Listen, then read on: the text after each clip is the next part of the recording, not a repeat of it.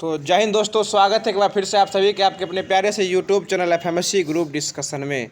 दोस्तों यह एएलपी के जो क्लास सेशन चलते आ रहा था उस सीरीज़ के तहत जो ये आज एएलपी टेक्नीशियन को जो देखते हुए सीरीज हम लोग के द्वारा चलाया गया था उसका आज ये लास्ट क्लास होने वाला है। मतलब कल से सभी साथी का एग्ज़ाम होने वाला है।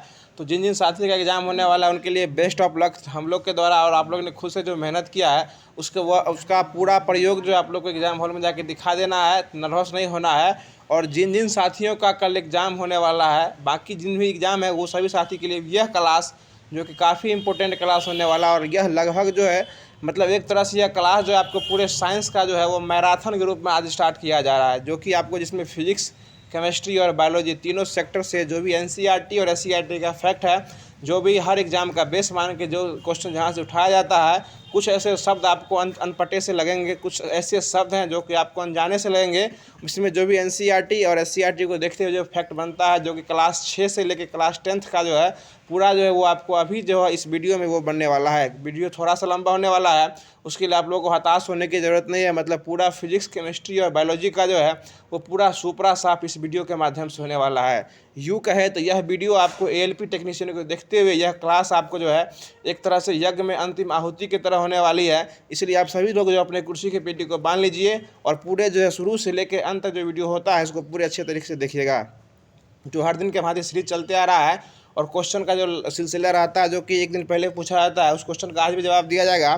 तो कल जो क्वेश्चन पूछा गया था कि मनुष्य में जो 22वें जोड़े क्रोमोसोम होते हैं उसको क्या कहा जाता है, जिसको ऑटोसोम्स कहा जाता है। इसमें बहुत सारे साथी जवाब दिए हैं, लेकिन जो सबसे तेज जवाब देते हैं उनका नाम जो हमारे टेक्निकल टीम के द्वारा लाया जाता है। और आज जो हैं वो पहले स्थान पे आ जाए रोशन पौदार जी आए हैं, जो कि आपको पार बसरिया दलसिंहसराय से आए हैं। दूसरे स्थान पे रजनीश कुमार जी हैं, जो कि बिहार शरीफ से हैं। तीसरे स्थान पे सुबोध कुमार जी पचपैका से हैं। चौथे स्थान पे आरोही कुमारी जी हैं, जो कि खगड़िया से हैं। और 5वें स्थान पर जो हैं और 5वें स्थान पर जो है वो शंभू कुमार जी है, वो सारण से हैं। तो इन सभी लोगों को धन्यवाद देना चाहते हैं। ये सभी लोग क्यूज तक बने रहते हैं, वीडियो को पूरा सुनते हैं। क्यूज के लास्ट में जो क्वेश्चन का जवाब देना पड़ता है उसका सबसे लास्ट में जो है वो जवाब देते हैं। तो हर दिन की भांति आज स्टार्ट कर रहे हैं। तो बता पहले फिजिक्स को स्टार्ट किया जा रहा है और उसके बाद जो है वो आपको केमिस्ट्री जो है वो देखने को मिलने वाला है। तो बताइएगा आज का पहला क्वेश्चन हो जाएगा कि दाब बराबर जो है फार्मूला इसका क्या हो जाएगा, बल बटे क्षेत्रफल जो है वो दाब हो जाएगा। ठीक है, आगे बताइए दूसरा क्वेश्चन है कि पृष्ठ तनाव वाला फार्मूला क्या होने वाला है, ये आपको बल बटे लंबाई जो है पृष्ठ तनाव हो जाएगा। तीसरा बताइएगा जो घनत्व बराबर जो है वो फार्मूला क्या हो जाता है, द्रव्यमान बटे आयतन हो जाएगा। ठीक है, शक्ति बराबर फार्मूला क्या होता है, कार्य बटे समय, पावर बराबर वर्क बटे समय जो है यह हो जाता है। ठीक है, बताइएगा बल आघूर्ण बराबर क्या होता है, बल गुने आघूर्ण अक्ष से लंबवत दूरी जो है इसी का सूत्र हो जाएगा। आगे बताइएगा चालकता बराबर फार्मूला क्या होता है, एक बटे प्रतिरोध जो होता है इसी को ओम इनवर्स, इसका मात्रक जो है क्या हो जाएगा, ओम इनवर्स जो है यह हो जाएगा। इसका दूसरा नाम क्या होता है, महो हो जाएगा। ठीक है, बताइएगा आगे फ्लक्स का ऐसा मात्रक क्या हो जाएगा, वेबर जो है वो फ्लक्स का मात्रक हो जाएगा। आगे बताइएगा भार का जो है ऐसा मात्रक क्या होता है, न्यूटन होता है। भार क्या होता है, यह न्यूटन जो है यह हो जाता है। आगे बताइएगा कि बल जो है ना, भार या बल, इसका जो है ना बल या भार का जो है आपको जो है ये बीमा क्या हो जाता है, MLT इनवर्स 2 जो है इसका बीमा हो जाएगा। ठीक है, और बल आघूर्ण ऊर्जा और काम का जो है इसका आपको बीमा क्या हो जाएगा, ML² T इनवर्स 2 जो है इसका बीमा हो जाएगा। आगे बताइएगा अगला क्वेश्चन हो जाएगा जो आपेक्षिक घनत्व, आपेक्षिक आर्द्रता, ये सब जो है ना आपको घर्षण गुणांक, आवर्धन क्षमता और विकृति सब की बीमा होती है, नहीं होती है, इन सभी की बीमा जो है वो नहीं होती है। ठीक है, आगे बताइएगा कि एक फर्मी बराबर कितना मीटर हो जाएगा, 10 के पावर -15 मीटर हो जाएगा। ठीक है, और एक एंगस्ट्रॉम में कितना मीटर होता है, 10 के पावर -10 मीटर होता है। बताइएगा कि गति का जो समीकरण होता है इसमें v बराबर फॉर्मूला क्या होता है, u + at होता है। ठीक है, और यही जो है ना आपको ऊपर से नीचे अगर आता है इसमें एक की जगह क्या लगता है, g लग जाता है, और v बराबर क्या हो जाता है, u + gt हो जाता है। जब ऊपर से नीचे आएगा था, जब नीचे से ऊपर जाएगा तो v बराबर u - gt जो है यह हो जाता है। यहाँ मतलब जहाँ जहाँ ए रहेगा वहाँ क्या आ जाता है, जी आ जाता है। ऊपर से नीचे में प्लस रहता है और नीचे से ऊपर जाएंगे तो क्या लग जाएगा, यह माइनस लग जाएगा। ठीक है, आगे बताइएगा कि गति का प्रथम समीकरण जो यह फॉर्मूला क्या हो जाएगा, यही बराबर ये हो जाएगा v बराबर u प्लस ए टी हो जाएगा। और दूसरा समीकरण क्या हो जाएगा, s बराबर U T plus half A T square हो जाएगा। और तीसरा हो जाएगा वो क्या हो जाएगा, v स्क्वायर बराबर u स्क्वायर प्लस 2as हो जाएगा। देखिए पहला हो जाएगा तो ये वेग और समय के बीच संबंध दिखाता है, दूसरा हो जाएगा तो विस्थापन और समय के बीच दिखाएगा, और तीसरा हो जाएगा तो विस्थापन और वेग के बीच जो है संबंध कौन बताता है, ये गति के समीकरण का जो ये नियम इस तीनों के बीच जो है वो दिखाया जाता है। तीसरा विस्थापन और वेग के बीच जो ये संबंध जो है बताता है। अगला क्वेश्चन बताएगा वही हुआ स्थिति और क्या कहते हैं वेग। अगला क्वेश्चन बताएगा कि एक पार्सेक में कितना प्रकाश वर्ष होता है, 3.26 प्रकाश वर्ष जो है वह हो जाएगा। आगे बताइए कि एक प्रकाश वर्ष में कितना मीटर होता है, तो 9.467 गुने 10 के पावर 11 मीटर 10 के पावर 15 मीटर जो है यह मीटर हो जाएगा, एक पार्सेक में होता है। बताइए एक नैनोमीटर में कितना सेंटीमीटर होता है, 10 के पावर -7 सेंटीमीटर हो जाता है, और मीटर की बात की जाए तो -9 मीटर जो है यह हो जाएगा। बताइए एक पिको में कितना मीटर होता है, 10 के पावर -12 पिको में 12 हो जाएगा। ठीक है, आगे बताइएगा अगला क्वेश्चन हो जाएगा कि प्रक्षेप्य गति का जो पथ होता है वो किस आकार का होता है, परवलय के आकार का होता है। ठीक है, बताइएगा दूरी जो है ना केवल किसको व्यक्त करता है, परिमाण को। दूरी केवल किसको व्यक्त करता है, परिमाण को व्यक्त करता है। ठीक है, और विस्थापन जो होता है वो दूरी दिशा और परिमाण दोनों को जो है वो व्यक्त करता है, इसलिए दूरी कैसी राशि हो जाएगी, अदिश राशि, और विस्थापन कैसी राशि हो जाएगी, सदिश राशि हो जाएगी। ठीक है, आगे बताइएगा अगला क्वेश्चन है कि दूरी सदैव जो है ना यह क्या होती है, धनात्मक होती है, या तो पॉजिटिव होगी या जीरो हो सकती है, लेकिन नेगेटिव कभी भी नहीं हो सकती। लेकिन विस्थापन एक ऐसा ऐसा है जो माइनस प्लस और जीरो तीनों रूप में जो है पाया जा सकता है। ठीक है, आगे बताइए अगला क्वेश्चन हो जाएगा जो भाला जो फेंकते हैं उसकी आकृति कितना डिग्री पर फेंकेंगे, तो ठीक है 45 डिग्री पर वो जो है अधिकतम दूरी को जो वो तय करेगा। छक्का मारने की जो गति होती है वो भी किस आकार का होता है, वो गति नहीं पूछ रहे हैं, उसमें डिग्री नहीं पूछे आपसे, वो गति पूछ रहे हैं, तो परवलयाकार गति जो है उस आकार का जो है वह होता है। बताइएगा मिसाइल फेंकने पर मिसाइल गति भी कैसी हो जाती है, ये भी परवलय के आकार का ही होता है। ठीक है, आगे बताइएगा अगला क्वेश्चन है कि अगर किसी वस्तु को 36 से कितना डिग्री कोण पर फेंकेंगे तो वो मैक्सिमम दूरी तक जाएगा, यही 45 डिग्री में महत्तम दूरी को जो वो तय करेगा। बताइएगा अगला क्वेश्चन हो जाएगा जो न्यूटन के किस नियम से हमें बल की परिभाषा मिलती है, तो ये बल प्रथम नियम से किसकी परिभाषा मिलती है, बल की परिभाषा मिलती है। ठीक है, बताइएगा कि प्रथम श्रेणी के उत्तोलक जो होते हैं इसमें जो है ना यांत्रिक लाभ कितना कितना होता है, ठीक है, माइनस प्लस और जीरो तीनों हो सकता है, यानी एक से अधिक, एक से कम या एक के बराबर तीनों जो है ये आपको जो है यांत्रिक लाभ के प्रथम श्रेणी में जो है वह हो सकता है। और इसी में दूसरे श्रेणी हो जाएगा तो ये क्या हो जाएगा, यांत्रिक लाभ या 1 से बड़ा हो जाएगा, और तीसरा श्रेणी हो जाएगा तो 1 से क्या जाएगा, कम हो जाएगा। और मानव का हाथ किस श्रेणी में आता है, ये तीसरे श्रेणी में आएगा। स्टेपलर हो जाएगा तो किस श्रेणी में आएगा, ये तीसरे श्रेणी में यह आता है। आगे बताइएगा क्वेश्चन है कि अगर किसी दीवार पर हम धक्का लगाएंगे तो हमारे द्वारा किया गया कार्य कैसा हो जाएगा, यह शून्य हो जाएगा। बहुत अच्छा जवाब। आगे बताइएगा कि गति या विराम का विरोध करना है ना, न्यूटन के किस नियम को फॉलो करता है, यह प्रथम नियम को। गति या नियम का विराम का विरोध यह किस नियम को फॉलो करता है, प्रथम नियम को। चोट कम लगना या अधिक लगना यह किसको फॉलो करता है, ये दूसरे नियम को फॉलो करता है। और चोट लग जाता है ना तो किस नियम को फॉलो करेगा, ये तीसरे नियम को फॉलो करेगा। बताइएगा क्वेश्चन हो जाएगा कि घर्षण बल को कम करने के लिए किसका उपयोग करते हैं, ये स्नेहक का उपयोग करते हैं। घर्षण बल जो है ठीक हुआ। और घर्षण के जो है ना, घर्षण एक प्रकार का कैसा बल है, ये क्षयकारी बल है, इससे हमेशा लॉस होता है। घर्षण से क्या होता है, लॉस ही होता है। और घर्षण को हमेशा कम करने के लिए हमेशा जो है स्नेहक का उपयोग जो है वो, जिसको अंग्रेजी माध्यम में उनके द्वारा बोला गया अभी लुब्रिकेंट का उपयोग जो है वो किया जाता है। ठीक है, आगे बताइएगा कि स्नेहक जो है ना यह कितने, स्नेहक जो है ना ये कितने अवस्था में पाए जाते हैं, ये 3 अवस्था में पाए जाते हैं। एगो ठोस अवस्था में, एगो द्रव अवस्था में, एगो नहीं सर, एगो अर्ध ठोस अवस्था में पाए जाते हैं। कौन अवस्था में, अर्ध ठोस, मतलब पूरा द्रव पे है ना पूरा ठोस है, जिसको अर्ध ठोस कहा जाता है। जैसे ग्रीस हो गया, ग्रीस किस अवस्था में रहता है, ये अर्ध ठोस अवस्था में। मोबिल किस अवस्था में रहता है, ये द्रव्य अवस्था में रहता है। ठीक है, तेल मोबिल ये सब द्रव अवस्था में रहता है। और ग्रीस हो जाएगा तो ये अर्ध ठोस अवस्था में रहता है। और ग्रेफाइट जो है किस अवस्था में रहता है, ठोस अवस्था में। फिर से समझ लीजिए जो घर्षण कम किया जाता है इसमें 3 तरीके का उपयोग करते हैं, ठोस, द्रव और अर्ध ठोस का उपयोग किया जाता है। अर्ध ठोस में क्या हो जाएगा, ग्रीस, हमेशा गैस नहीं है, गैस में क्या उपयोग कीजिएगा। आगे बताइए क्वेश्चन है, ग्रेफाइट जो है किसमें पाया जाता है, मुख्य रूप से पेंसिल में पाया जाता है। ठोस का ये प्रकार हो जाएगा, लेकिन पाया जाएगा तो ये पेंसिल में, और यह एक प्रकार का सुचालक होता है, किसका, विद्युत का सुचालक होता है, और ये एक प्रकार का अधातु है, और ये कार्बन है, क्या है, अपरूप हो जाएगा। आगे बताइएगा क्वेश्चन है, घर्षण बल का मान जो है ना सतह के क्षेत्रफल पर निर्भर नहीं करता है, जबकि निर्भर किस पे करता है, उसकी प्रकृति पर जो है, वो प्रकृति नहीं, उसकी प्रकृति पर, उसकी नेचर पर जो है वो डिपेंड करता है। पता है, घर्षण द्वारा जो है ना कार्य का क्षय नहीं होता है, और वह तापीय ऊर्जा में क्या होता है, इंटरचेंज जो है, यानी कन्वर्ट जो है वो हो जाता है।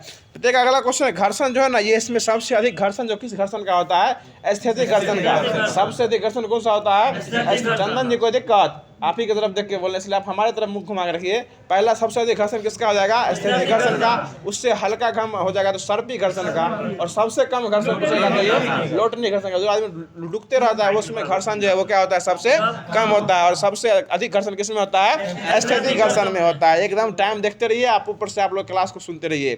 आगे बताएगा क्वेश्चन हो जाएगा, जो उठाकर रखने में किया गया काम जो है ना, ये काम कैसा हो जाएगा, शून्य होगा। अगर किसी वस्तु को आप सिर्फ उठा के रखे हुए हैं तो काम कैसा हो जाएगा, शून्य हो जाएगा। ठीक है, आगे बताइएगा कि किया गया काम जो है यह धनात्मक, ऋणात्मक तथा शून्य हो सकता है या नहीं हो सकता, ये तीनों अवस्था में हो सकता है। किया गया काम धनात्मक, ऋणात्मक और शून्य तीनों हो सकता है।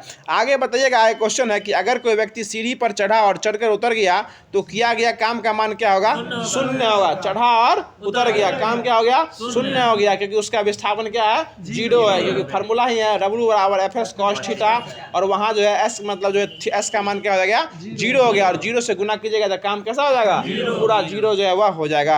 आगे बताएगा संवेग कैसी राशि हो जाएगी, सदिश राशि हो जाएगी। ठीक, और संवेग किसका किसका गुणनफल हो जाता है, ये द्रव्यमान और वेग के गुणनफल को क्या कहते हैं, संवेग कहा जाता है। ठीक, और इसका ऐसा मात्रक जो है वो क्या होता है, किलोग्राम मीटर प्रति सेकेंड स्क्वायर, नहीं मीटर प्रति सेकेंड जो है संवेग का सूत्र हो जाएगा। आगे बताएगा संवेग के बारे में सबसे पहले किसके द्वारा बताया गया था, यह न्यूटन साहब के द्वारा यह बताया गया था। ठीक है, आगे बताइए अगला क्वेश्चन हो जाएगा कि तापीय शक्ति संयंत्रों में जो है ना ऊर्जा के रूप में किसका उपयोग करते हैं, कोयला का उपयोग करते हैं। किसका उपयोग करते हैं, कोयला का उपयोग करते हैं। कोयला एक प्रकार का कौन सा ईंधन हो जाएगा, जीवाश्म ईंधन हो जाएगा। कोयला कैसा ईंधन हो जाएगा, जीवाश्म ईंधन हो जाएगा। ठीक है, बताइएगा कि कोयला, पेट्रोल, डीजल, केरोसिन और मिट्टी तेल, ये सभी जो है एक प्रकार का परंपरागत स्रोत है या गैर परंपरागत है, ये सभी जो है आपको परंपरागत स्रोत में यानी परंपरा से आपको जो मिलते आ रहा है, और गैर परंपरागत वो हो गया जो आपको पूर्वजों से नहीं मिल रहा है, जैसे सौर ऊर्जा हो गया, आपको क्या कहते हैं जो बिजली ऊर्जा क्या कहते हैं, ये पवन ऊर्जा हो गया, सोलर प्लेट से ऊर्जा मिलती है, ये सभी जो है ऑटोमेटिक खत्म होने वाली नहीं है, और ये परंपरा से हमें नहीं मिलते आ रही है।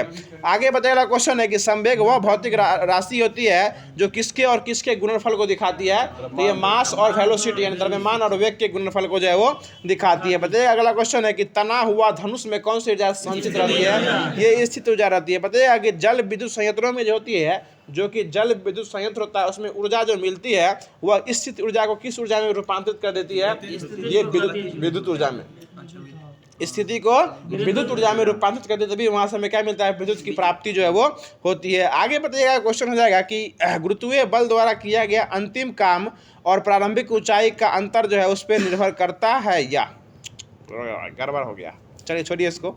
आगे बताइए क्वेश्चन है कि छत से लटका हुआ पंखा किसका उदाहरण हो जाएगा, ये स्थित ऊर्जा का अंतर हो जाएगा। ठीक है, सिर्फ छत से लटका हुआ है तो क्या हो जाएगा, स्थित, और लटक के साथ चल रहा है, अभी देखिए अभी इसको लटका के छोड़े हुए स्थित ऊर्जा में है, और उसमें वहाँ सुई दीजिएगा आपको ठंडा लगेगा, उसके बाद किस ऊर्जा में आ जाएगा, ये गतिज ऊर्जा में आ जाएगा। ये किस ऊर्जा में आएगा, ये गतिज ऊर्जा में आ जाएगा। बताइएगा बांध में जो स्टोरेज रहता है पानी का, वो किस ऊर्जा में रहता है, वो स्थितिज ऊर्जा में रहता है। बताइएगा चाबी वाला घड़ी या खिलौना में कौन सी ऊर्जा रहता है, ये स्थितिज ऊर्जा रहेगा। बताइएगा तना हुआ गुलेल पूछेगा तो स्थितिज ऊर्जा हो जाएगा। बताइएगा कि अब जो एक ऊर्जा को यंत्र से रूपांतरण का सूत्र बताइएगा।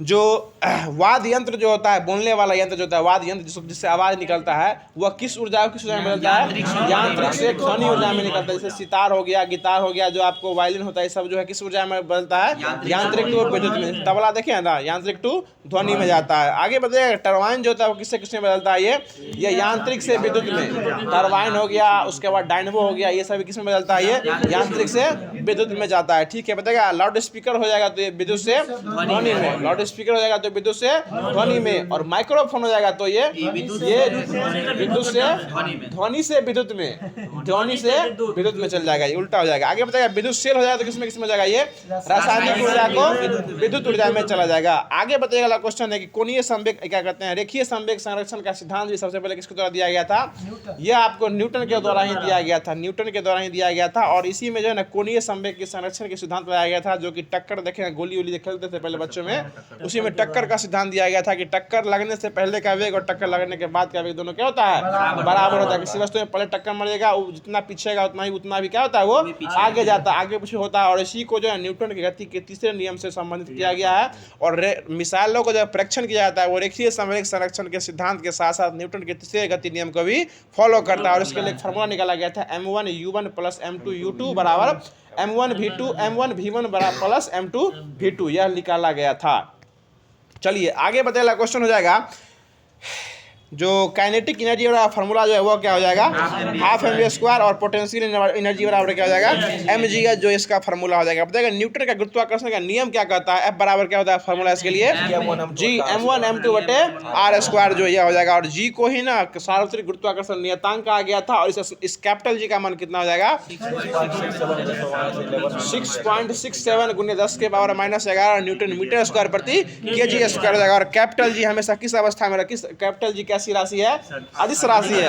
कैपिटल जी कैसी है, अदिश राशि हो जाएगा। और स्मॉल जी कैसी राशि हो जाएगी, सदिश राशि जो है वह हो जाएगी। आगे बताइएगा, अगला क्वेश्चन है कि स्मॉल जी का मान जो है पृथ्वी के अन्य सतहों पर हर जगह पे क्या क्या होता है, अलग अलग होता है, इसलिए जो है कैसी राशि हो जाएगी, ये सदिश राशि हो जाएगी। और इसका मान फिक्स नहीं रखा गया, लेकिन देखो फिक्स वैल्यू इसका रखा गया है, उसका मान कितना रहता है, 9.8 मीटर प्रति सेकेंड स्क्वायर जो है वह होता है। आगे बताइए सबसे कमजोर बल प्रकृति में कौन सा पाया जाता है, गुरुत्वाकर्षण बल। सबसे मजबूत बल हो जाएगा तो ये नाभिकीय बल हो जाएगा। ठीक है, बताइएगा कि न्यूटन जो थे, न्यूटन साहब यह गुरुत्वाकर्षण बल को केवल किस बल के रूप में तुलना किए थे, ये आकर्षण बल के बारे में। गुरुत्वाकर्षण बराबर बल ही क्या हो गया था, आकर्षण बल हो गया था। ठीक है, बताइएगा किसी भी दो वस्तुओं के बीच लगने वाले आकर्षण बल को कौन सा बल कहा गया था, गुरुत्वाकर्षण बल कहा गया था। और उसी में यह भी बोला गया था कि अगर एक वस्तु पृथ्वी हो जाए तो वह बल कौन से बल कहलाएगी, गुरुत्व बल कहलाएगी।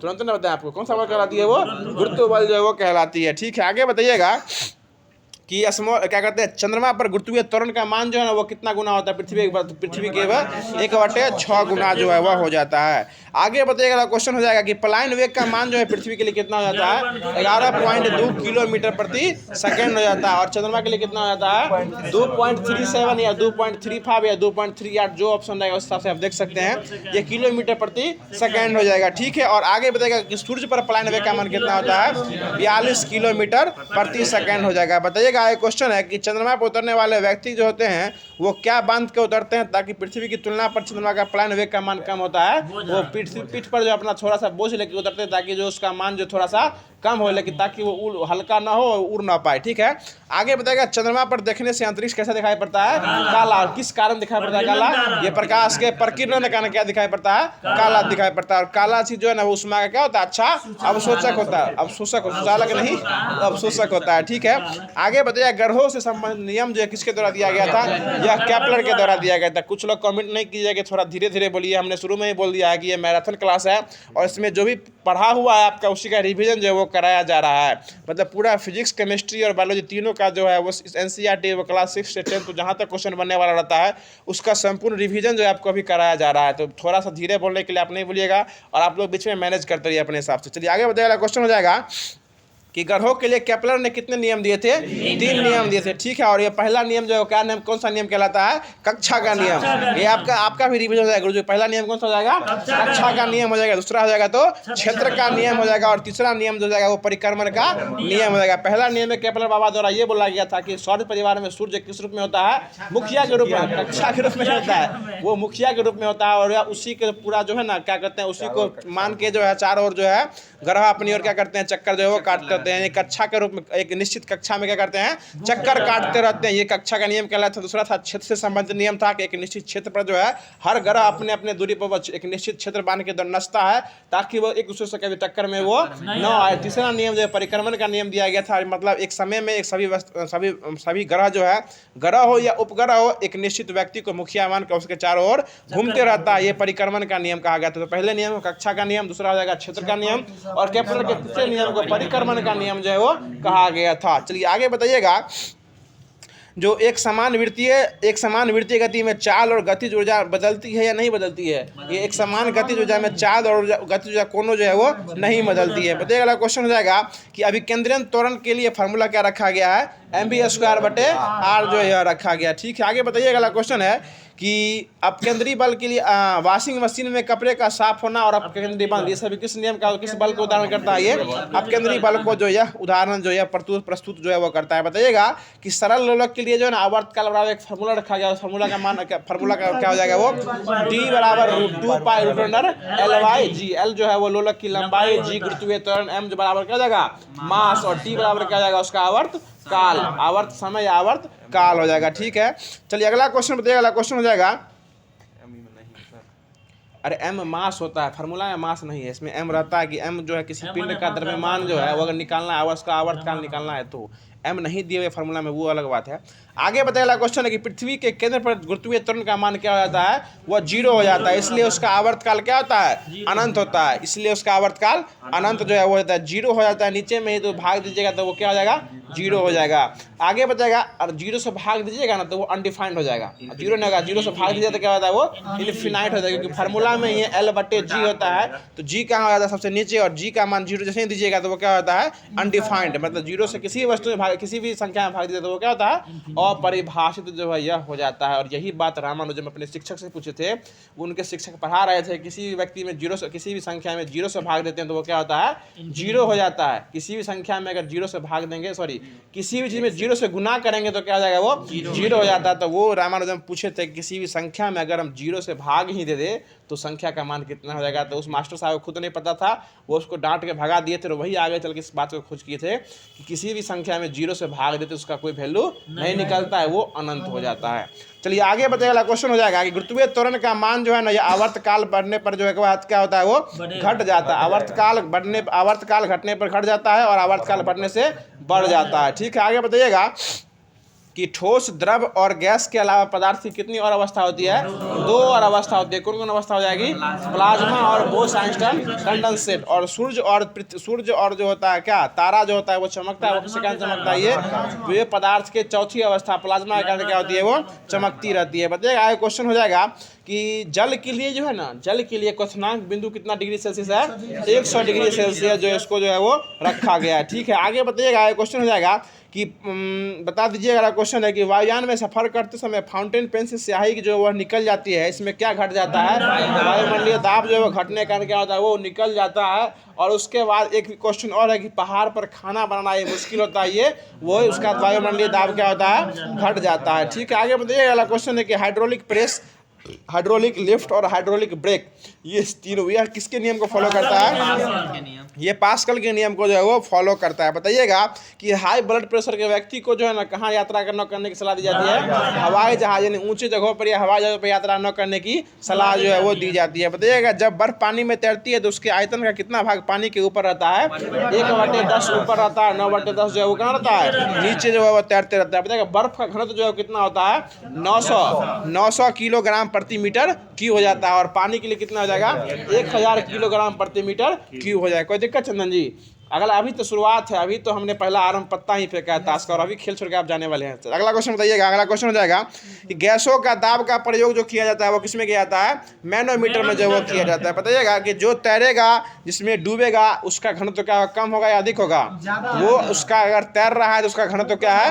कम है। अगर डूब गया तो घनत्व क्या हो जाएगा? ज़्यादा हो जाएगा। ठीक है, आगे बताइएगा, क्वेश्चन है जो बता दीजिएगा। अगला क्वेश्चन है कि आपेक्षिक घनत्व वाला फार्मूला क्या होता है? ये पदार्थ का घनत्व बट्टे पानी का घनत्व जो है इसी का फार्मूला यही हो जाएगा। और आपेक्षिक घनत्व जो होता है इसका बीमा होता है? इसका कोई बीमा जो है हमने शुरू में बता दिया, इसका कोई ये बीमा जो है वो नहीं हो जाएगी। ठीक है, बताइएगा कि बैरोमीटर जो होता है इसका पाठ्यांक अगर एकाएक नीचे गिर रहा है तो किसकी संभावना हो जाएगी? आंधी या तूफान की संभावना हो जाएगी। अगर धीरे धीरे नीचे गिर रहा है तो वर्षा होने की संभावना है। और पाठ्यांक अगर धीरे धीरे अगर ऊपर चढ़ रहा है तो क्या हो जाएगा? मौसम साफ होने की, ये मौसम साफ होने की संभावना जो यह होने वाली है। बताइएगा कि पनडुब्बी जो है वह जल में तैरकर जो चलने वाला जलयान होता है वो किस सिद्धांत को फॉलो करता है? ये आर्किमिडीज के सिद्धांत को फॉलो करता है। बताइएगा पृष्ठ तनाव बराबर फार्मूला क्या होता है?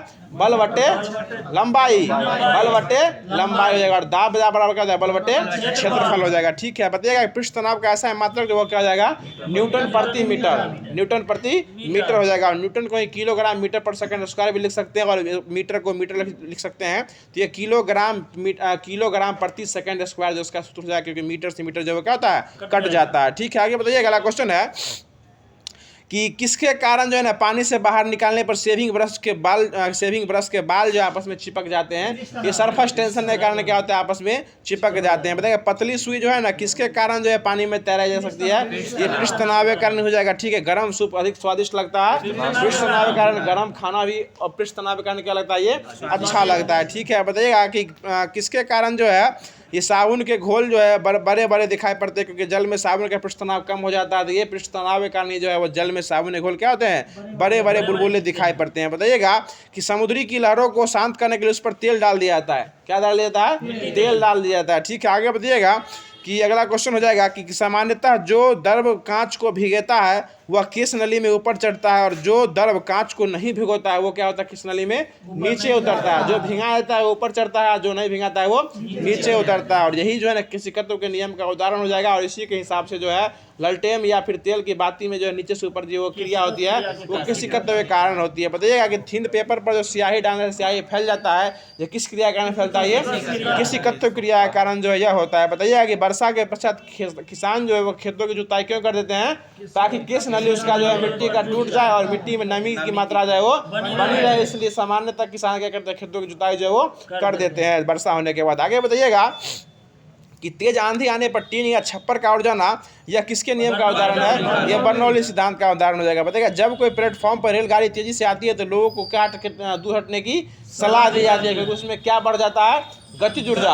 गतिज ऊर्जा बढ़ता है तो क्या घट जाता है? दाब घट जाता है, प्रेशर जो है वो घट जाता है। जैसे गतिज ऊर्जा बढ़ेगी दाब क्या होता है? घट जाता है और लोगों को अपनी ओर आकर्षित करने की क्षमता जो है वो बढ़ जाती है। इसलिए जो है जब तेजी गति से ट्रेन आती है तो लोगों को प्लेटफॉर्म से साइड होने की सलाह जो है वो दी जाती है, क्योंकि तेजी से गाड़ी अगर आ रही है तो आपको गाड़ी अपनी ओर खींचने की शंका जो है वो बढ़ जाती है। चलिए आगे बताइएगा। क्वेश्चन है कि गहरा जल सदैव क्या होता है? शांत जल होता है, क्योंकि जहाँ जल गहरा होता है वहाँ द्रव से स्थैतिक दाब अधिक होता है। और बर्नौली के प्रमेय के अनुसार जो है जहाँ जल का वेग कम होगा वहाँ जल क्या होता है? यह शांत होता है। ये भी बर्नौली के नियम को ही फॉलो जो है वह करता है। देखिए जो आपको ट्रेन वाला बात जो बोले ये भी किस नियम को फॉलो करता है? बर्नौली के नियम को ही फॉलो करता है। टीन का छप्पर जुड़ जाता है, ये भी बर्नौली के नियम का ही फॉलो करता है, क्योंकि जो है गतिज ऊर्जा तेज होती है तो उसका जो है वो आंतरिक दाब क्या होता है? घट जाता है। इसलिए छप्पर क्या होता है? छोड़ के उड़ जाता है। ठीक है ना, दाब घट गया उसको छोड़ के उड़ गया।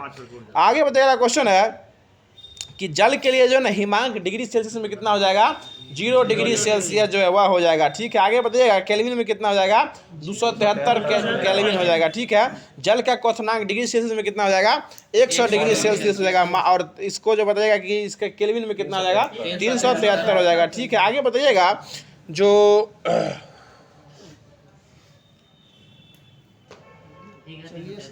आगे बताइएगा कि 0 केल्विन को जो है ना कौन सा ताप कहते हैं? परम शून्य ताप 0 केल्विन को कहा जाता है। ठीक है, और संसार का सबसे न्यूनतम तापमान जो है ना वो कितना केल्विन हो जाएगा? 0 केल्विन यह हो जाएगा। ठीक है, बताइएगा 0 केल्विन पर कोई ना -273 डिग्री सेल्सियस भी जो यह कहा जाता है। बताइएगा अगला क्वेश्चन है कि जल का त्रिक बिंदु जो है वो कितना केल्विन हो जाएगा? 273.16 केल्विन जो है वह हो जाएगा। आगे बताइएगा कि सूर्य की पृथ्वी तक उष्मा जो है किस विधि द्वारा पहुंचती है?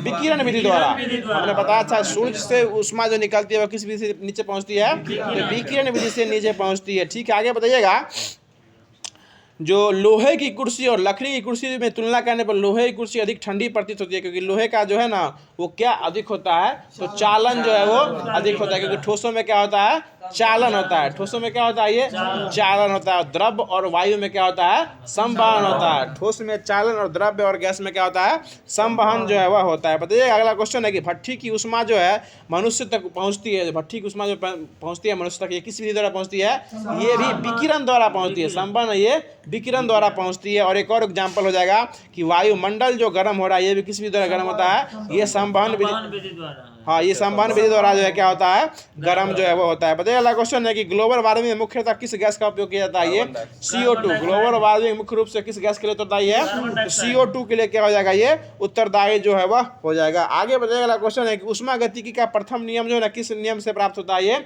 ऊर्जा संरक्षण के सिद्धांत से जो है प्राप्त होता है। ठीक है, अगला क्वेश्चन बताया कि ठंड के दिनों में किस रंग के कपड़े का उपयोग किया जाता है, काले रंग के कपड़े का उपयोग किया जाता है, क्योंकि उसमें क्या होता है, अवशोषक होता है। और गर्मी के दिनों में उजले रंग के कपड़े का प्रयोग किया जाता है, क्योंकि उसमें क्या होता है, विसर्जक जो है वह होता है। ठीक है, बताइएगा कि काला आदमी सारे उष्मा को क्या कर लेता है, अवशोषित कर लेता है। ठीक है, बताइएगा कि गोरा आदमी से उष्मा क्या होती है, ये ट्रांसफर यानी कि क्या कहते हैं उसको, विकसित जो है वो होते रहती है, इसलिए उसको कम गर्मी लगती है। गोरा को क्या लगता है, कम गर्मी, आपको कम गर्मी लगेगा और पीछे वाले को ज़्यादा गर्मी लगेगा। ठीक है ना, आगे बताइए अगला क्वेश्चन है जो काला कपड़ा सारा उष्मा को अवशोषित कर लेता है और गर्मी के दिनों में उसको जो है ज़्यादा गर्मी लगती है। बताइएगा कि एक काली और एक सफ़ेद गेंद है, ठीक है ना, एक काली और एक सफ़ेद गेंद है, इसको एक समान तापमान पर गर्म करके अंधेरे कमरे में छोड़ देंगे तो कौन सा गेंद अधिक चमकेगा, ये काला गेंद क्या होगा, ये अधिक चमकने लगता है। ठीक है ना, चलिए आगे बताइएगा अगला क्वेश्चन है जो अगर किसी चकती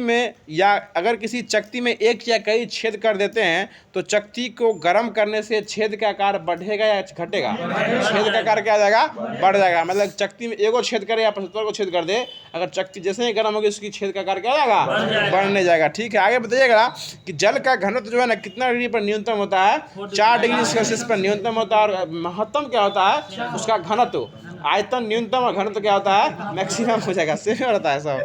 आगे बताइए क्वेश्चन हो जाएगा चलिए आगे बताइए क्वेश्चन है कि अगर जल को 2 डिग्री सेल्सियस से लेकर 6 डिग्री सेल्सियस तक गर्म किया जाता है तो पहले इसका घनत्व क्या होता है, बढ़ता है, और फिर पहले घनत्व बढ़ता है, फिर इसका महत्तम होता है, फिर क्या होता है, ये घटने लगता है। ठीक है, बताइएगा बर्फ के पिघलने के बाद क्या घटने लगता है, आयतन।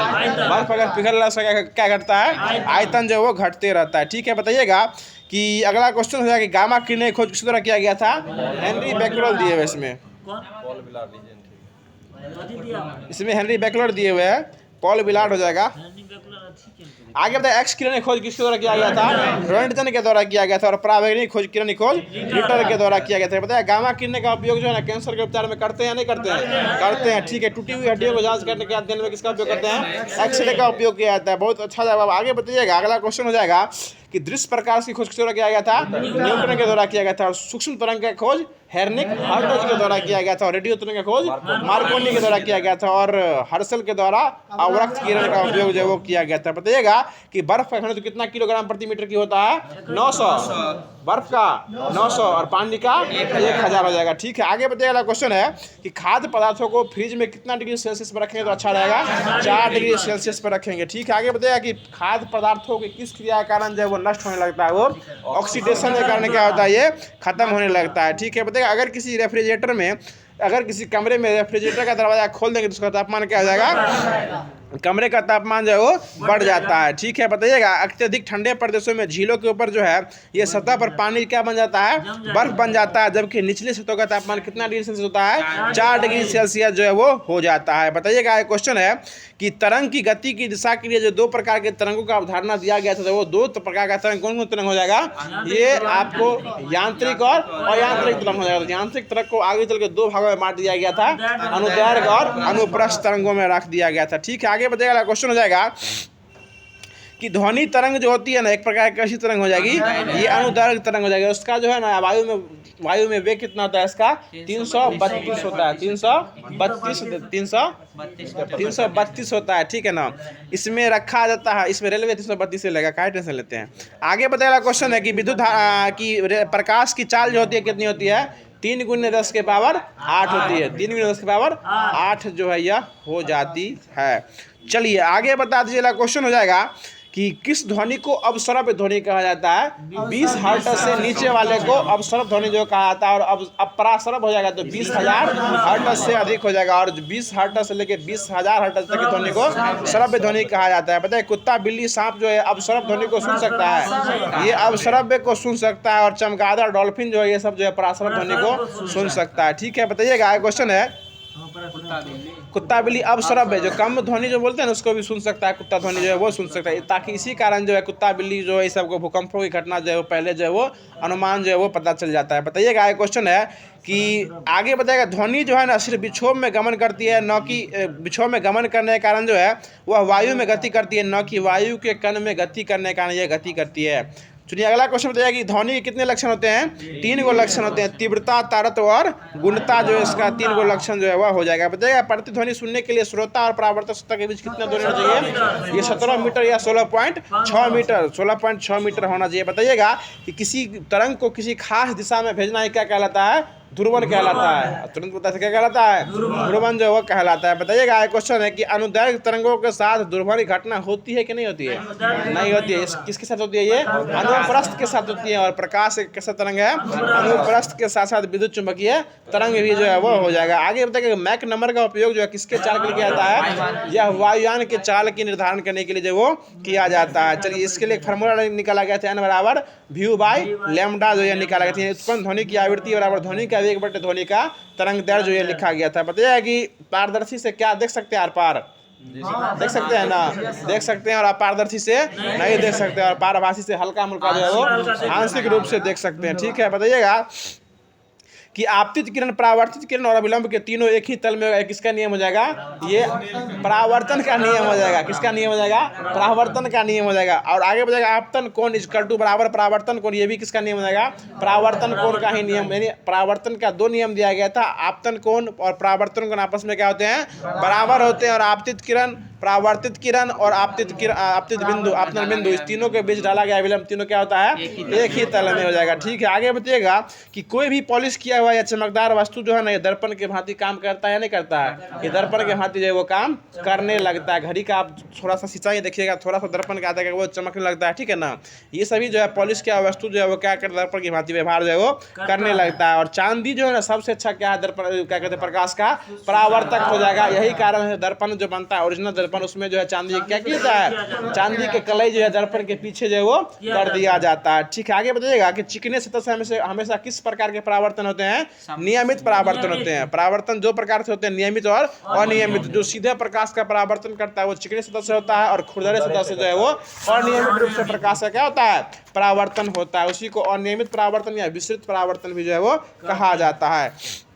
आगे बताएगा पेरिस्कोप जो होता है इसमें 2 समतल दर्पण का उपयोग किया जाता है, और दोनों समतल दर्पण कितने कोण पर होते हैं, 45 डिग्री के कोण पर यह बनाए जाते हैं। बताएगा समतल दर्पण से बना हुआ प्रतिबिंब कैसा कैसा होता है, ये काल्पनिक और आभासी होता है, काल्पनिक और आभासी होता है। ठीक है, सीधा भी होता है। बताएगा और पार्श्व विवर्तित भी होता है, पार्श्व विवर्तित मतलब देखिएगा बायां हाथ उठा रहे हैं, उठ रहा है दर्पण में, दाहिना हाथ उठ रहा है, आंख मारेगा बायां वाला वहाँ क्या मारेगा, दाहिना वाला आंख मारेगा। समझ रहे हैं ना। आगे बताएगा क्वेश्चन हो जाएगा, इन्हें आंख मार दिए दाहिना नाम देख के। आगे बताया क्वेश्चन है कि समतल दर्पण में हमेशा कैसा प्रतिबिंब बनता है, सीधा प्रतिबिंब बनता है, आभासी, काल्पनिक और सीधा प्रतिबिंब बनता है। बताइएगा क्वेश्चन हो जाएगा कि अगर समतल दर्पण जो है वो थीटा कोण से घुमाते हैं तो परावर्तित किरण कितना थीटा से घूम जाएगी, ये 2 थीटा से जो है, 2 थीटा नहीं 2 थीटा के नाम से जो है घूम जाएगी। आगे बताएगा अवतल दर्पण कितने प्रकार के होते हैं, 2 प्रकार के होते हैं, उत्तल और अवतल। गोलीय दर्पण 2 प्रकार के होते हैं, उत्तल और अवतल। हम जो बोले उसी में हाँ नहीं मिलाना है, कभी कभी हमारे बातों को ही पकड़ना है, इससे ये चेक होता है कि आप क्लास में जगह हैं या सो रहे हैं। ठीक है ना। गोलीय दर्पण कितने प्रकार के होते हैं, 2 प्रकार के होते हैं, उत्तल दर्पण और अवतल दर्पण हो जाएगा। ठीक है, अवतल दर्पण को ही ना कनकेव मिरर भी कहा जाता है। ठीक है, कनकेव लेंस नहीं कनकेव मिरर कहा जाता है। ठीक है, और इसी को जो है ना नतोदर भी कहा जाता है, क्योंकि इसकी आकृति जो है अंदर की तरफ धंसा हुई रहती है। और उन्नतोदर जो है वो किसको कहा जाता है, उत्तल दर्पण को कहा जाता है। और कन्वेक्स मिरर भी किसको कहा जाता है, उत्तल दर्पण को ही वह कहा जाता है। ठीक है, आगे बताइएगा कि गोलीय दर्पण के परावर्तक पृष्ठ को जो है ना दर्पण का क्या कहते हैं, ध्रुव कहते हैं। दर्पण का ध्रुव कहा जाता है। आगे बताइए, अगला क्वेश्चन हो जाएगा कि उत्तल दर्पण के लिए जो है ना, उत्तल दर्पण में किसी वस्तु के लिए काल्पनिक सीधा और वस्तु से कैसा प्रतिबिंब बनता है, छोटा। उत्तल दर्पण में छोटा बनता है और अवतल दर्पण में वस्तु से क्या होता है, ये बड़ा प्रतिबिंब बनता है। ठीक है, वास्तविक अगर बन रहा है तो इसमें कौन सा चार्ज लगेगा, माइनस चार्ज, क्योंकि ये उल्टा बनाता है। वास्तविक बनेगा तो कैसा बनेगा, उल्टा, और उल्टा के लिए हमेशा क्या लगता है, माइनस लगता है। और काल्पनिक बनाएगा तो हमेशा कैसा बनाएगा, सीधा बनाएगा। और सीधा के लिए किस चिन्ह का उपयोग करते हैं, प्लस चिन्ह का उपयोग जो वो करते हैं। आगे बताएगा आवर्धन वाला फॉर्मूला क्या होता है दर्पण में, माइनस v/u। इसी को h1/h0 भी लिखा जाता है, वस्तु की ऊंचाई बटे प्रतिबिंब की ऊंचाई बटे वस्तु की ऊंचाई जो ये रखा जाता है। ठीक है, और वास्तविक और उल्टा प्रतिबिंब पाने के लिए जो है ये आवर्धन का मान कैसा होता है, माइनस होता है। और आभासी और सीधा पाने के लिए आवर्धन का मान पॉजिटिव जो है रखा जाता है। ठीक है, hi/ho 1 कहाँ, आइए बोले हैं 1 नहीं होगा, आइए बोले थे। आगे बताइए, अगला क्वेश्चन है कि m बराबर अगर 1 हो जाएगा तो समान प्रकार का प्रतिबिंब बनेगा। अगर वस्तु से अगर बड़ा प्रतिबिंब बन रहा है तो m का मान किससे अधिक होगा, 1 से अधिक हो जाएगा। और m का मान 1 से छोटा है तो वस्तु से कैसा प्रतिबिंब बन रहा है, ये छोटा प्रतिबिंब जो है वो बन जाएगा। ठीक है, आगे बताइएगा उत्तल दर्पण का आवर्धन जो है ना वो कितना से कम होता है, 1 से हमेशा क्या होता है, वह कम ही जो है वह होता है। अब बताइए गाड़ी के हेडलाइट में, दाढ़ी बनाने में, क्या बनाने में, दाढ़ी बनाने में, सोलर प्लेट में, सर्च लाइट में, आंख कान का डॉक्टर जो इलाज करता है उसमें, और उसके बाद परावर्तक दूरबीन में, इस सभी में किस दर्पण का उपयोग नहीं होता है, तो उत्तल दर्पण का उपयोग नहीं होता है। उपयोग होता है किसका है, अवतल दर्पण का उपयोग जो है वो होता है। ठीक है, आगे बताया गाड़ी के पीछे वाला देखने में, पीछे पश्च दर्पण में, और उसके रोड पर लगे हुए परावर्तक लैंप में, इसमें किसका उपयोग होता है, तो उत्तल दर्पण का उपयोग जो है वो उसका उपयोग किया जाता है। उत्तल दर्पण को और कौन सा दर्पण कहते हैं, कॉन्वेक्स। और नाम बताइए, अपसारी, अपसारी और हो जाएगा तो उन्नतोत्तर। 3 को नाम याद रखिए, कॉन्वेक्स, अपसारी या उत्तरोत्तर भी कहा जाता है। और उत्तल दर्पण हो गया ये। और अवतल की बात कीजिएगा तो कनकेव, अभिसारी और नतोदर, ये सभी किसका नाम हो जाएगा, अवतल दर्पण का नाम। ये सब ऑप्शन हमें आपको देखने को मिल सकता है, समझ रहे हैं ना, इस सबको याद रखा कीजिए।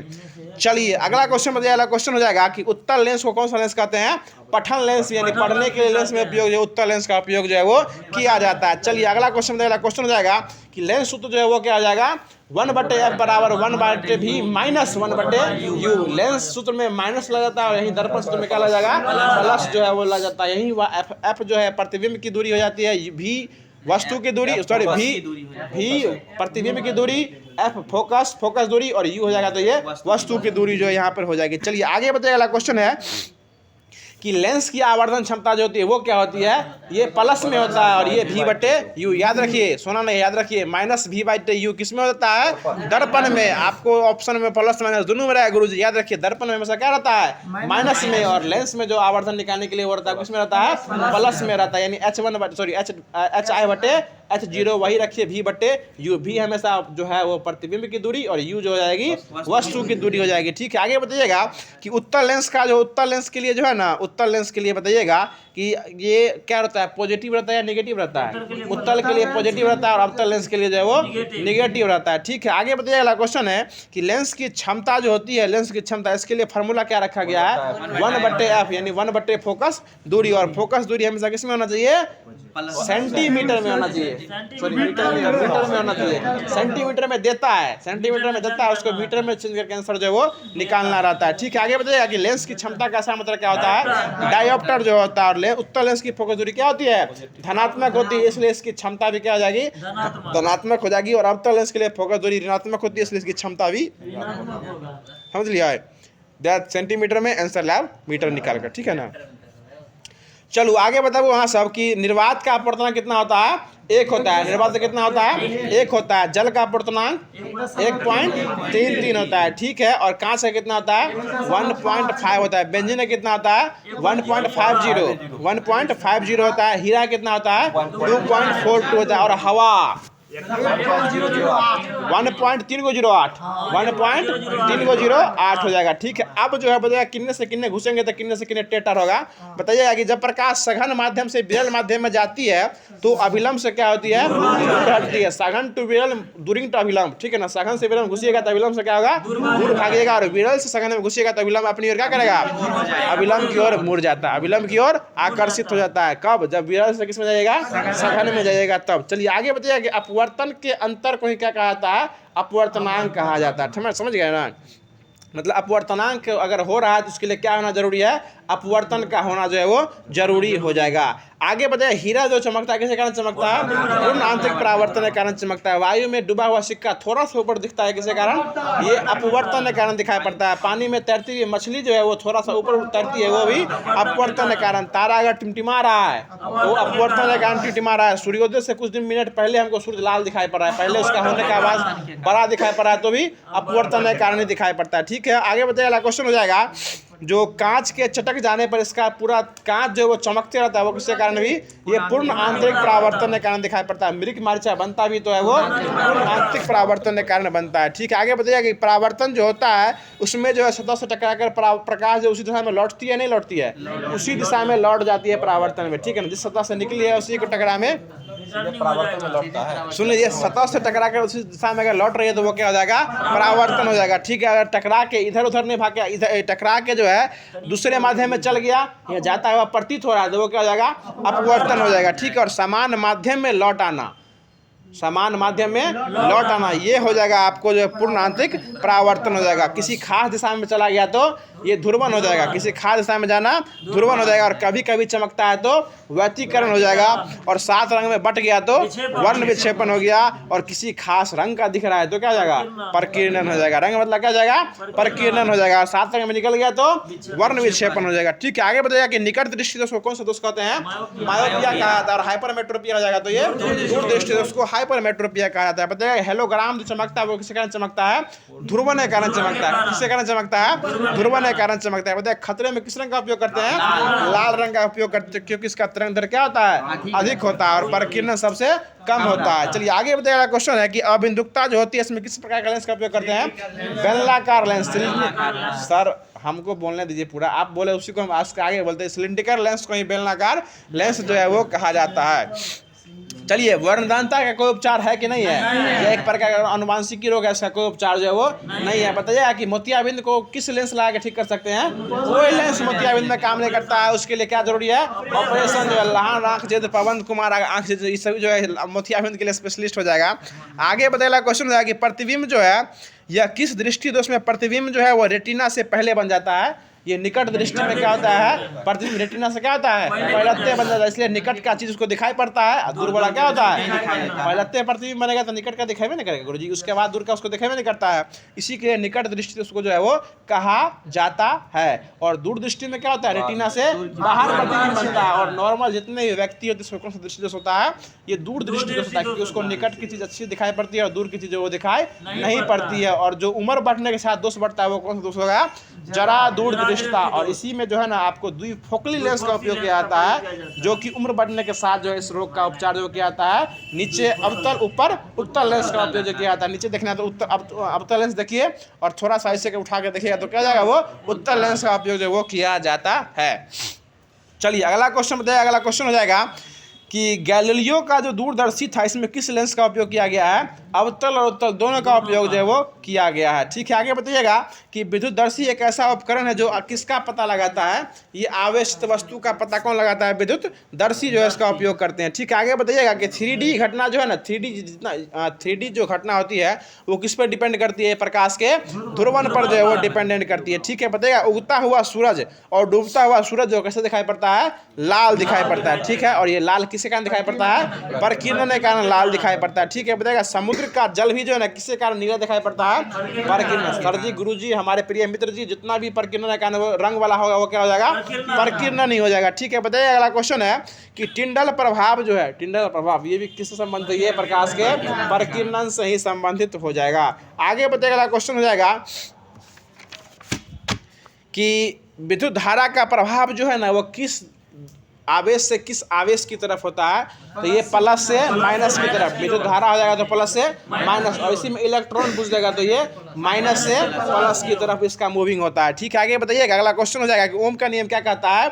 V बराबर IR कहता है। यही ओम का जो है वो नियम जो है हो जाएगा। बताइएगा तापमान बढ़ाने से चालक का क्या बढ़ता है? प्रतिरोध बढ़ता है। प्रतिरोध बढ़ता है, और घटाने से क्या होता है? उसका प्रतिरोध घट जाता है। ठीक है, बताइएगा अलग अलग धातुओं में तार का प्रतिरोध अलग अलग होता है या नहीं होता है? अलग अलग, जिसका प्रतिरोध जिस प्रकार का तार का उपयोग कीजिएगा सबका रेसिस्टेंस जो है वो क्या होता है, अलग अलग होता है। तभी ना कोई पतला तार जल्दी गल जाता है, मोटा तार लेट से गलता है। प्रेशर दीजिएगा अंतर नहीं, कथी नहीं गलता है। यहाँ तो झुकाने वाला चाहिए, तो दुनिया झुकती है, बस झुकाने वाला चाहिए, समझ रहे हैं ना। चलिए आगे बताइए, क्वेश्चन हो जाएगा। जो चालकता जो होता है, चालकता इसको किससे सूचित किया जाता है, कैपिटल जी से सूचित किया जाता है। चालकता को कैपिटल जी से सूचित किया जाता है और इसका मात्रक क्या हो जाता है, ओम इनवर्स यानी कि महो। वही ना बोले, चालकता बराबर क्या होता है, 1/प्रतिरोध, 1/प्रतिरोध। और इसी को ओम इनवर्स या महो भी कहा जाता है या सीमेन कहा जाता है। एक और सीमेन होता है, उसको याद रखिएगा। एगो क्या होता है, इसी को सीमेन भी जो है वो कहा जाता है। वो 10 रुपये हम देता है। चलिए अगला क्वेश्चन बताइएगा। अगला क्वेश्चन हो जाएगा, जो बता दीजिए, अगला क्वेश्चन बता दीजिए कि अगर किसी चालक तार का लंबाई को अगर x गुना कर देंगे तो प्रतिरोध कितना गुना हो जाएगा, वो भी x गुना ही हो जाएगा। अगर खींचकर x गुना कर देंगे, अगर खींचकर x गुना कर देंगे तो प्रतिरोध जो है वो x² गुना हो जाएगा। फिर से सुन लीजिए कि चालक की तार की लंबाई को x गुना कर देंगे तो प्रतिरोध क्या हो जाएगा, x गुना हो जाएगा। लेकिन अगर खींचकर x गुना कर दिया जाए तो क्या हो जाएगा, ये x उसका प्रतिरोध x² गुना जो है वो हो जाएगा। मतलब सिर्फ अगर लंबाई x गुना करेंगे तो लंबाई x गुना रहेगा, और खींचकर अगर x गुना कर देंगे तो क्या जाएगा, वो उसका x² गुना जो है वो प्रतिरोध उसका हो जाएगा। बताइए प्रतिरोधों को समूहन कितने तरीके से किया गया है, 2 तरीकों से किया गया, समांतर और श्रेणी। समांतर के लिए फॉर्मूला क्या रखा गया, 1/r बराबर 1/r1 plus 1/r2 plus dot dot dot dot. और श्रेणी के लिए क्या रखा गया है, r बराबर r1 plus r2 plus r3 बराबर dot dot dot dot dot dot xy z तक चला जाएगा। ठीक है, आगे बताइए, क्वेश्चन हो जाएगा। जो घर में जो उपयोग करते हैं, जो किस श्रेणी में सजाते हैं उसको, समांतर क्रम में घर में जो परिपथ लगाते हैं वो समांतर क्रम में लगाते हैं। बताइए विद्युत फ्यूज जो होता है, फ्यूज, इसको किस श्रेणी में जोड़ा जाता है, इसको श्रेणी क्रम में होता है। MCB लगाते हैं वो भी श्रेणी क्रम में उपयोग करते हैं। घर में जो है ना, जितना भी लगाते हैं, झालर तालर लगाते हैं, सब किस में आता है, ये श्रेणी क्रम में आ जाएगा। ठीक है, बताइएगा। अगला क्वेश्चन हो जाएगा कि बताइएगा कि AC और DC में बताइएगा कि AC के साथ इसका फुल फॉर्म क्या होगा, AC का फुल फॉर्म अल्टरनेटिव करंट, और DC मतलब हो जाएगा तो डायरेक्ट करंट। किस करंट में ट्रांसफार्मर का उपयोग नहीं होता है, DC में नहीं होता किस में है, AC में। अगर हमको लंबा दूरी तक लाइन ले जाना तो किसका उपयोग करेंगे, AC का उपयोग जो है वो किया जाता है। AC बताइएगा। अगला क्वेश्चन है कि AC जो होता है, AC इसको DC में बदलने के लिए किसका उपयोग करते हैं, रेक्टिफायर। और रेक्टिफायर या रिजू कार्य का उपयोग जो वो किया जाता है। DC to AC हो जाएगा तो वो इन्वर्टर का उपयोग किया जाता है। बताइए AC की आवृत्ति कितनी हर्ट्ज होती है, 50 हर्ट्ज हो जाएगा। और DC की आवृत्ति पूछेगी तो 0 हर्ट्ज हो जाएगा। बताइए उष्मीय प्रभाव जो इसके लिए सूत्र क्या रखा गया है, H बराबर I² RT, H बराबर I² RT रखा गया। इसी को H बराबर VIT भी कहा जाता है, क्योंकि V बराबर क्या होता है, IR हो जाएगा। तो I और I में क्या हो जाएगा, I² हो जाएगा। तो H बराबर I² RT हो गया। आगे बताइए, क्वेश्चन है कि विद्युत प्रेस, हीटर, बल्ब, उसके बाद फ्यूज, ये सभी किस पे काम करते हैं, ये उष्मीय प्रभाव पर। ये तीनों जो है उष्मीय प्रभाव पर जो है वो काम किया करते हैं। ठीक है, आगे बताइए, क्वेश्चन हो जाएगा। जो विद्युत प्रेस में जो नीचे अभ्रक लगा रहता है वो उसमें क्या होता है, सुचालक जो है वो होता है। ठीक है, आगे बताइएगा। क्वेश्चन है कि विद्युत फ्यूज जो होता है वो किस किस मिश्र धातु से मिलकर बना होता है, PV और SN, तांबा और टीन से मिलकर जो है वो बना होता है। बताइएगा विद्युत फ्यूज की तांबा और शीशा, PV और SN, शीशा और टीन का बना, तांबा उसमें नहीं रहता है, शीशा और टीन का जो है बना रहता है। ठीक है, तांबा रहेगा तो वो करंट मारेगा, बात सही है। आगे बताइएगा, क्वेश्चन है कि गैल्वेनोमीटर में बताइएगा कि धारा की उपस्थिति को पता लगाने के लिए इसका उपयोग करते हैं, गैल्वेनोमीटर का उपयोग करते हैं। और विद्युत धारा मापा किसमें जाता है, ये आमीटर में इसको मापा। चंदन जी मुरझाए हो जा, ज्यादा दौड़ लिए क्या आज, चलिए अगला क्वेश्चन बताइएगा। जो परिपथ में जो विद्युत धारा को मापा जाता है उसमें किसका उपयोग करते हैं, आमीटर का उपयोग करते हैं। और आमीटर हमेशा किस क्रम में जुड़ा जाता है, श्रेणी क्रम में जुड़ा जाता है। ठीक है, अगला क्वेश्चन बताया कि गैल्वेनोमीटर जो होता है इसको जो गैल्वेनोमीटर जो होता है इसको हमेशा जो है इसका उपयोग किस लिए किया जाता है, ये धारा की उपस्थिति ज्ञात करने के लिए, मापने के लिए नहीं, धारा की उपस्थिति ज्ञात करने के लिए आता है। और वोल्ट मीटर किस क्रम में जोड़ते हैं, समांतर क्रम में। आमीटर श्रेणी क्रम में, वोल्ट मीटर समांतर क्रम में जोड़ा जाता है। ठीक है, आगे बताइए। अगला क्वेश्चन है कि गैल्वेनोमीटर को आमीटर में बदलने के लिए एक जो है ना प्रतिरोध का उपयोग करते हैं, जिसको समांतर क्रम में लगाते हैं। उस प्रतिरोध का मान, उस प्रतिरोध को किस और अन्य नाम से जानते हैं, संट के नाम से। क्या बात है, उजला टोपी वाले, संट के नाम से इसको जो है वो जाना जाता है। ठीक है, आगे बताइए। अगला क्वेश्चन है जी अगर खुला परिपथ होता है, परिपथ अगर खुल गया तो विद्युत धारा का मान क्या आ जाएगा? 0। बार बार घड़ी की तरफ नहीं देखिए मनीष जी, आज हम छोड़ने वालों में से नहीं है। ये अगर क्या ये अंतिम रात है, समझ रहे हैं ना? इस क्लास जो है आपको एलपी सीरीज का अंतिम रात है। और ये रामबाण समझिए, ये हनुमान बाण है, समझ रहे हैं ना? रामबाण फेल होता है, हनुमान बाण फेल नहीं हो सकता है। सुन लीजिए, खुला परिपथ में विद्युत धारा का मान क्या होता है? 0 होता है, क्योंकि परिपथ क्या हो जाएगा? खुला हुआ है। और परिपथ बंद हो गया, उसका मान क्या हो जाएगा? उसका मान जो है वो 1 हो जाएगा। विद्युत धारा उसका मान, प्रतिरोध उसका क्या होता है? अनंत हो जाता है। ठीक है ना? आगे बताइएगा कि अस्थायी चुंबक बनाने में किसका उपयोग करते हैं? ये नरम लोहा का उपयोग किया। अस्थायी चुंबक में इस्पात का उपयोग किया जाता है, और अस्थायी में जो है वो नरम लोहा, जो अनसेचुरेटेड जिसको कर सकते हैं, जो अस्थायी है, जो ठीक से नहीं काम कर सकता, उसमें नरम लोहा का उपयोग करते हैं। जो अस्थायी हो जाएगा वो योगेश जी इस्पात का उपयोग जो वो किया जाता है। ठीक है, आगे बताइएगा। अगला क्वेश्चन है, जो विद्युत चुंबक एक प्रकार का कैसे चुंबक हो जाएगा? अस्थायी हो जाएगा। विद्युत चुंबक कैसा है? ये अस्थायी चुंबक जो है वो होता है। आगे बताइएगा क्वेश्चन है कि चुंबक की प्रकृति के साथ चुंबक को, प्रकृति को 3 भागों में बांटा गया। कौन कौन हो जाएगा वो? अनुचुंबकीय, प्रतिचुंबकीय, इंग्लिश में कहाँ समझ हो पाएगा? देखिए, अनुचुंबकीय, प्रतिचुंबकीय और लौ चुंबकीय हो जाएगा। ठीक है, तो बताइएगा प्रतिचुंबकीय में जो है, जो आकर्षण का गुण जो होता है वो कैसे होता है? वो विपरीत दिशा में होता है। ठीक है, निगेटिव यानी विपरीत दिशा में होता है। अनुचुंबकीय में जो आपको चुंबकत्व का गुण होता है वो थोड़ा सा होता है। क्या होता है? थोड़ा। जैसे एल्युमिनियम हो गया, टिन हो गया। और आपको लौ चुंबकीय जो होता है उसमें चुंबकत्व का गुण जो है वो क्या होता है? सबसे अधिक होता है, मतलब हाई लेवल का। जैसे लोहा हुआ, इस्पात हुआ, निकेल हुआ, कोबाल्ट हुआ, इस समय क्या होता है? चुंबकत्व गुण क्या होता है? अधिक रहता है। यहाँ भी रखिएगा, उसके रेंज में अगर आ गया तो सट सटा लेता है अपने अंदर, समझ रहे हैं ना? जिससे अभी आप सट जाइए, कुछ देर में बताते हैं। अगला क्वेश्चन बताइएगा कि चुंबकीय फ्लक्स का मात्रा क्या हो जाएगा? वेबर। इसको किससे डिनोट करते हैं? फाई से। डब्ल्यू से नहीं, इसको जो है फाई से डिनोट किया जाता है। और गणितीय माध्यम में इसका मान क्या होता है? 0। और पाई का 22/7 दशमलव में कितना होता है? 3.14 हो जाता है। ठीक है, आगे बताइएगा। क्वेश्चन हो जाएगा जो बताया कि एसी और डीसी, बताया कि ट्रांसफार्मर जो है वो किस पर काम करता है? एसी पर। किस पे नहीं करता है? तो डीसी पर नहीं करता है। बताया कि ट्रांसफार्मर जो है यह फैराडे के विद्युत चुंबकीय सिद्धांत पर काम करता है या नहीं करता है? ये फैराडे के विद्युत चुंबकीय सिद्धांत पर काम करता है। फैराडे पर ये फैराडे के विद्युत चुंबकीय प्रेरण के सिद्धांत पर भी काम जनरेटर भी करता है, और ये भी करता है। ये चुंबकीय प्रेरण पर करता है, और ट्रांसफार्मर भी जो है ना विद्युत चुंबकीय प्रेरण पर ही काम करता है। और विद्युत चुंबकीय प्रेरण की खोज किसी द्वारा किया गया था? माइकल फैराडे के। तो कैसे नहीं करेगा गुरु जी, हाल आपका भी। आगे बताया क्वेश्चन है, कुछ समय के लिए आप भी हमको कंफ्यूजन में डाल देते हैं। आगे बताया क्वेश्चन है कि अशुद्ध और चालक को कितने भागों में बांटा गया है? 2 भागों में, एन और पी। अशुद्ध हो जाएगा तो ये एन और पी भागों में जिसको जो है वो बांटा जो है वो गया है। बताएगा चालकता वाला फॉर्मूला क्या होता है? 1/प्रतिरोध जो है यह हो जाएगा। आगे बताएगा क्वेश्चन हो जाएगा, जो यांत्रिक ऊर्जा को विद्युत ऊर्जा में बदलने वाला यंत्र क्या कहलाता है? डायनेमो कहलाता है। ठीक है, आगे बताइएगा। क्वेश्चन है, गैसों का दाब मापने के लिए मैनोमीटर। गैसों का दाब मापने के लिए मैनोमीटर। और सूर्य की किरणों की तीव्रता का निर्धारण करने के वाला यंत्र हो जाएगा? एक्टियोमीटर हो जाएगा। और दूर स्थित वस्तुओं का ताप ज्ञात करने के लिए पारियोमीटर। पारियोमीटर का उपयोग जो वो किया जाता है। ठीक है, आगे बताइएगा कि डायोड का आविष्कार किसके द्वारा किया गया था? ये आपको फ्लेमिंग के द्वारा किया गया था। ट्रायोड हो जाएगा तो लेडी फॉरेस्ट के द्वारा 1907 में इसका खोज किया गया था। ठीक है, आगे बताइएगा कि वो वस्तु जो खुद से प्रकाश उत्सर्जित करती है वो क्या कहलाती है? प्रदीप्त या दीप्त वस्तुएं कहलाती है। जो खुद से नहीं करती है, पैंचा ऊंचा लेके काम चलाती है, वो क्या हो जाएगी? वो अदीप्त वस्तु जो कहलाती है। जैसे एक क्वेश्चन पूछता भी है कि चंद्रमा कैसी वस्तु, कैसी है? ये अप्रदीप्त वस्तु है। चंद्रमा के पास खुद का प्रकाश नहीं होता है। किससे पैंचा लेता है? ये उससे प्रकाश लेके उसी को चाप देता है रात में, समझ रहे हैं ना?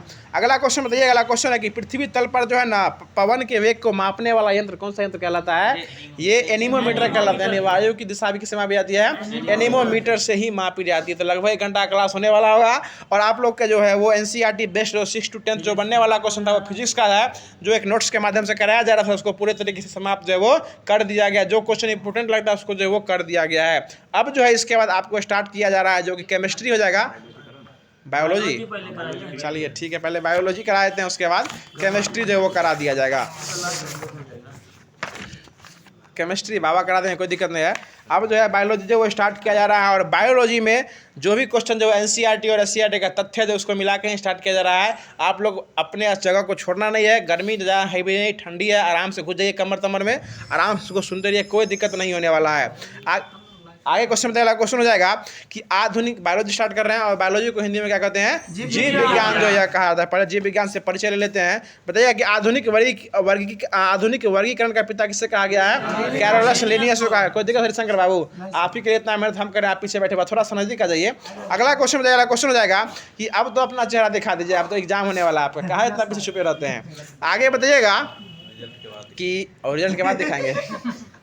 चलिए बताइएगा कि द्विनाम पद्धति का जनक किसे माना गया है, ये भी लिनियस को माना गया है। बताइएगा अगला क्वेश्चन हो जाएगा कि टीकाकरण का जनक किसे माना गया है, एडवर्ड जेनर को माना गया। ठीक है। बताइएगा जीवाणु विज्ञान का जनक किसे माना गया है, लेवेनहॉक को माना गया। ठीक है। बताइएगा हरित क्रांति शब्द किसको दिए थे, विलियम गॉड के द्वारा दिया गया। ठीक है। बताइएगा कि सहतूत पर रेशम कीट का पालन जो है ना वो कौन से कल्चर में आ जाएगा, मोरी कल्चर में आ जाएगा। ठीक है। आगे बताइएगा ये मोरी कल्चर में सहतूत पर रेशम कीट का पालन हो जाएगा और समुद्री जीव का संवर्धन हो जाएगा, तो ये मैरी कल्चर हो जाएगा। क्या जाएगा, मैरी कल्चर हो जाएगा। ठीक है। बताइएगा कि हरित क्रांति जो है ना, यह किसके, हरित क्रांति के जनक किसे माना गया है, नॉर्मन। विश्व में कौन हो जाएगा, नॉर्मन बोरलॉग हो जाएंगे और भारत में जाएंगे तो बाबा एम एस स्वामीनाथन जो है यह हो जाएंगे। ठीक है। बताइएगा अगला क्वेश्चन है कि श्वेत क्रांति का जनक किसे कहा गया है, वर्गीज कुरियन को जो है वह माना गया है। ठीक है। आगे बताइएगा कि भारतीय पारिस्थितिकी का जनक किसे माना गया है, ये रामदेव मिश्र को, रामदेव मिश्रा को भारतीय पारिस्थितिकी विज्ञान का जनक जो किसको माना गया, रामदेव मिश्रा को माना गया है। बताइएगा भारतीय जीवाश्म विज्ञान का जनक किसे माना गया है,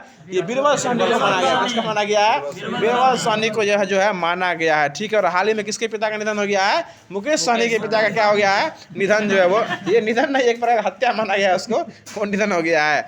आगे बताइएगा क्वेश्चन हो जाएगा, बता दीजिएगा अगला क्वेश्चन हो जाएगा कि दो जर्मन वैज्ञानिक थे स्लाइडर और स्वान, यह कोशिका सिद्धांत कब को प्रस्तुत किए थे, ये 1838 और 1839 में इसको प्रस्तुत किए थे। 1838 में स्लाइडन के द्वारा और स्वान के द्वारा 1839 में जाएगा। और स्वान को जो है ना संस्कृत में क्या कहा जाता है, कुत्ता।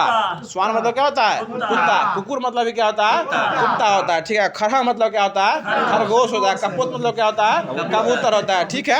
अगला क्वेश्चन बताइएगा, ये संस्कृत वर्ड है, इसको हम बता दिए।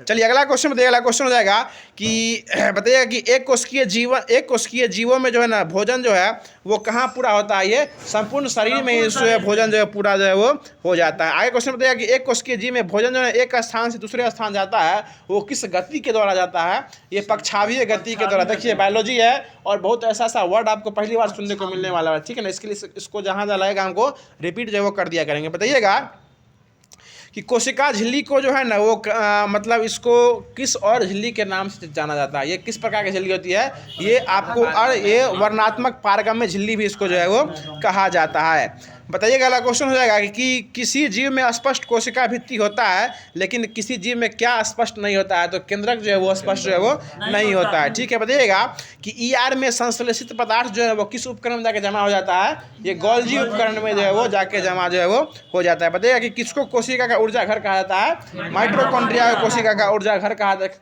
क्योंकि यह क्या उत्पन्न करता है, ऊर्जा जो है यह उत्पन्न जो है वो करता है। बताइए कि किसको सुसाइड बैग कहा जाता है, लाइसोसोम को सुसाइड बैग जो है वो कहा जाता है। लाइसोसोम में उपस्थित एंजाइम जो है इसका निर्माण भी कहाँ होता है, ये गोल्जी बॉडी में इसका निर्माण जो है वो होता है। बताइएगा राइबोसोम का मुख्य काम जो है वो किस एसिड के द्वारा प्रोटीन संश्लेषण में मदद करना होता है, एमिनो एसिड के द्वारा प्रोटीन संश्लेषण में इसका मुख्य काम जो है वो मदद करना होता है।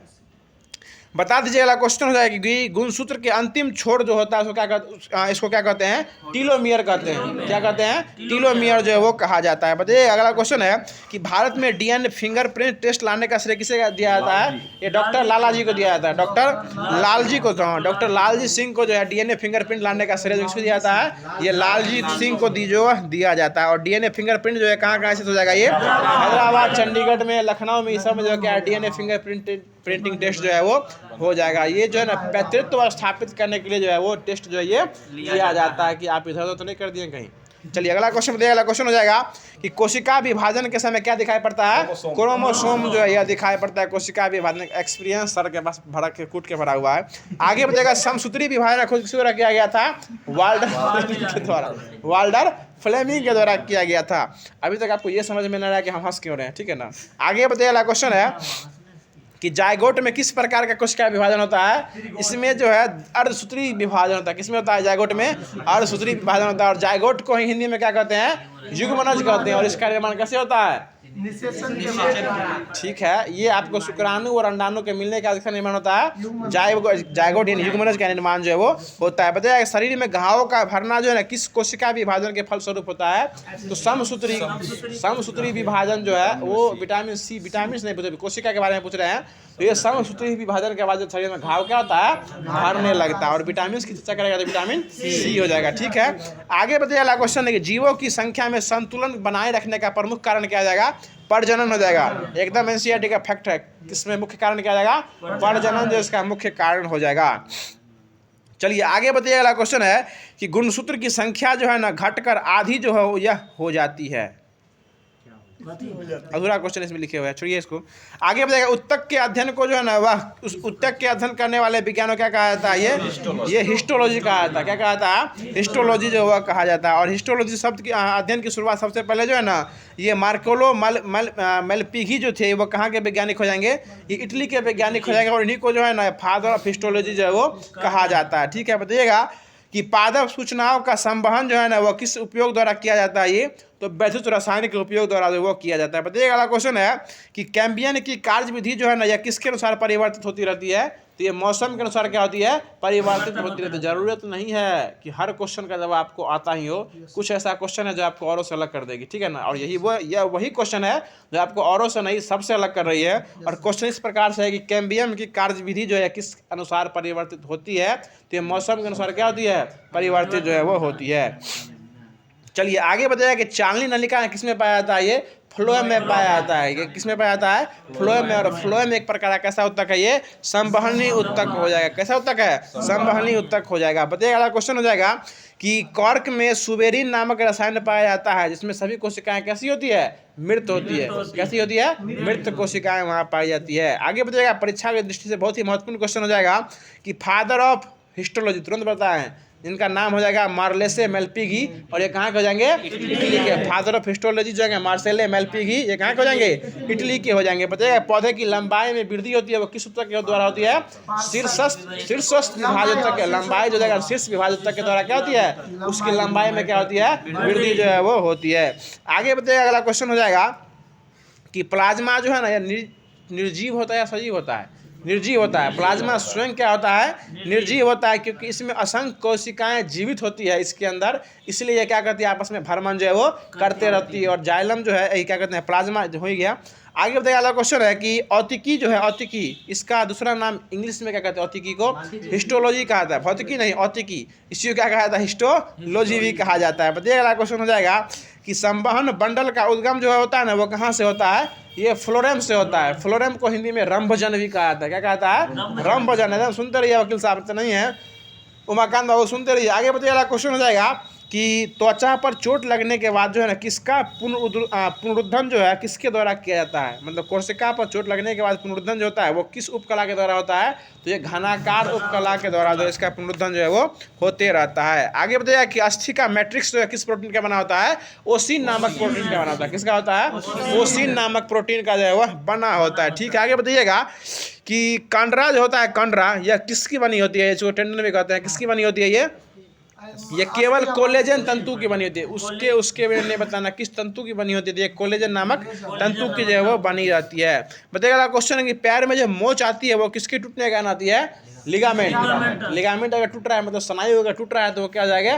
पैर में क्या आ रहा है? मोच जो है वो आ रहा है। ठीक है, आगे बताइएगा कि स्नायु को अंग्रेजी में क्या कहते हैं?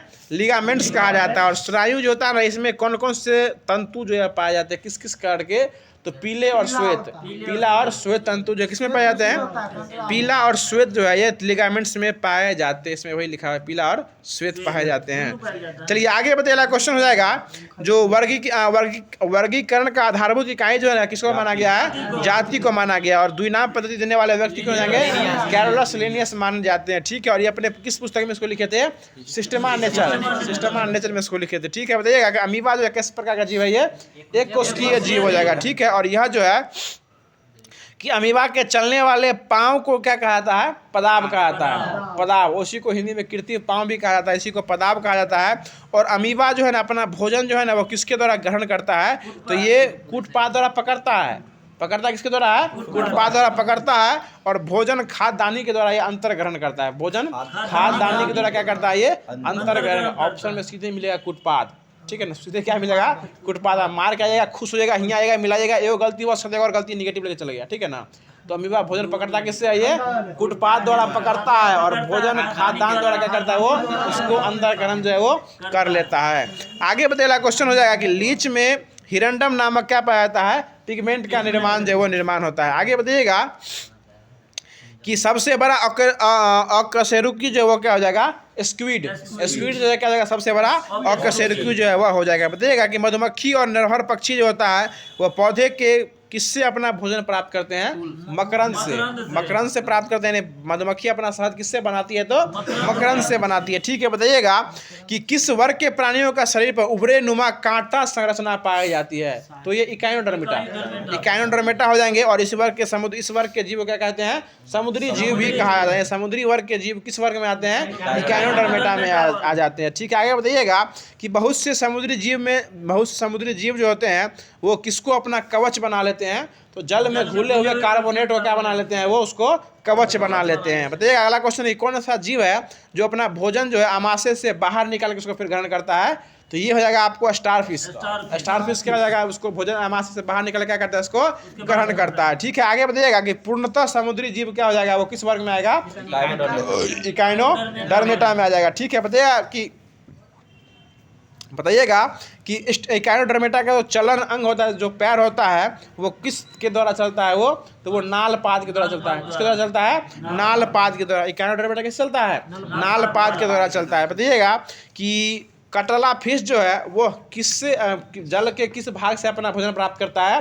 सतह से, ऊपरी सतह से हो जाएगा। रेहू हो जाएगा तो वो मध्य भाग से प्राप्त करता है। और मिंगल और कोमल कॉर्प जो होता है ये नीचे वाले भाग से क्या करता है? अपना भोजन जो है वो प्राप्त करता है। कोई दिक्कत योगेश बाबू?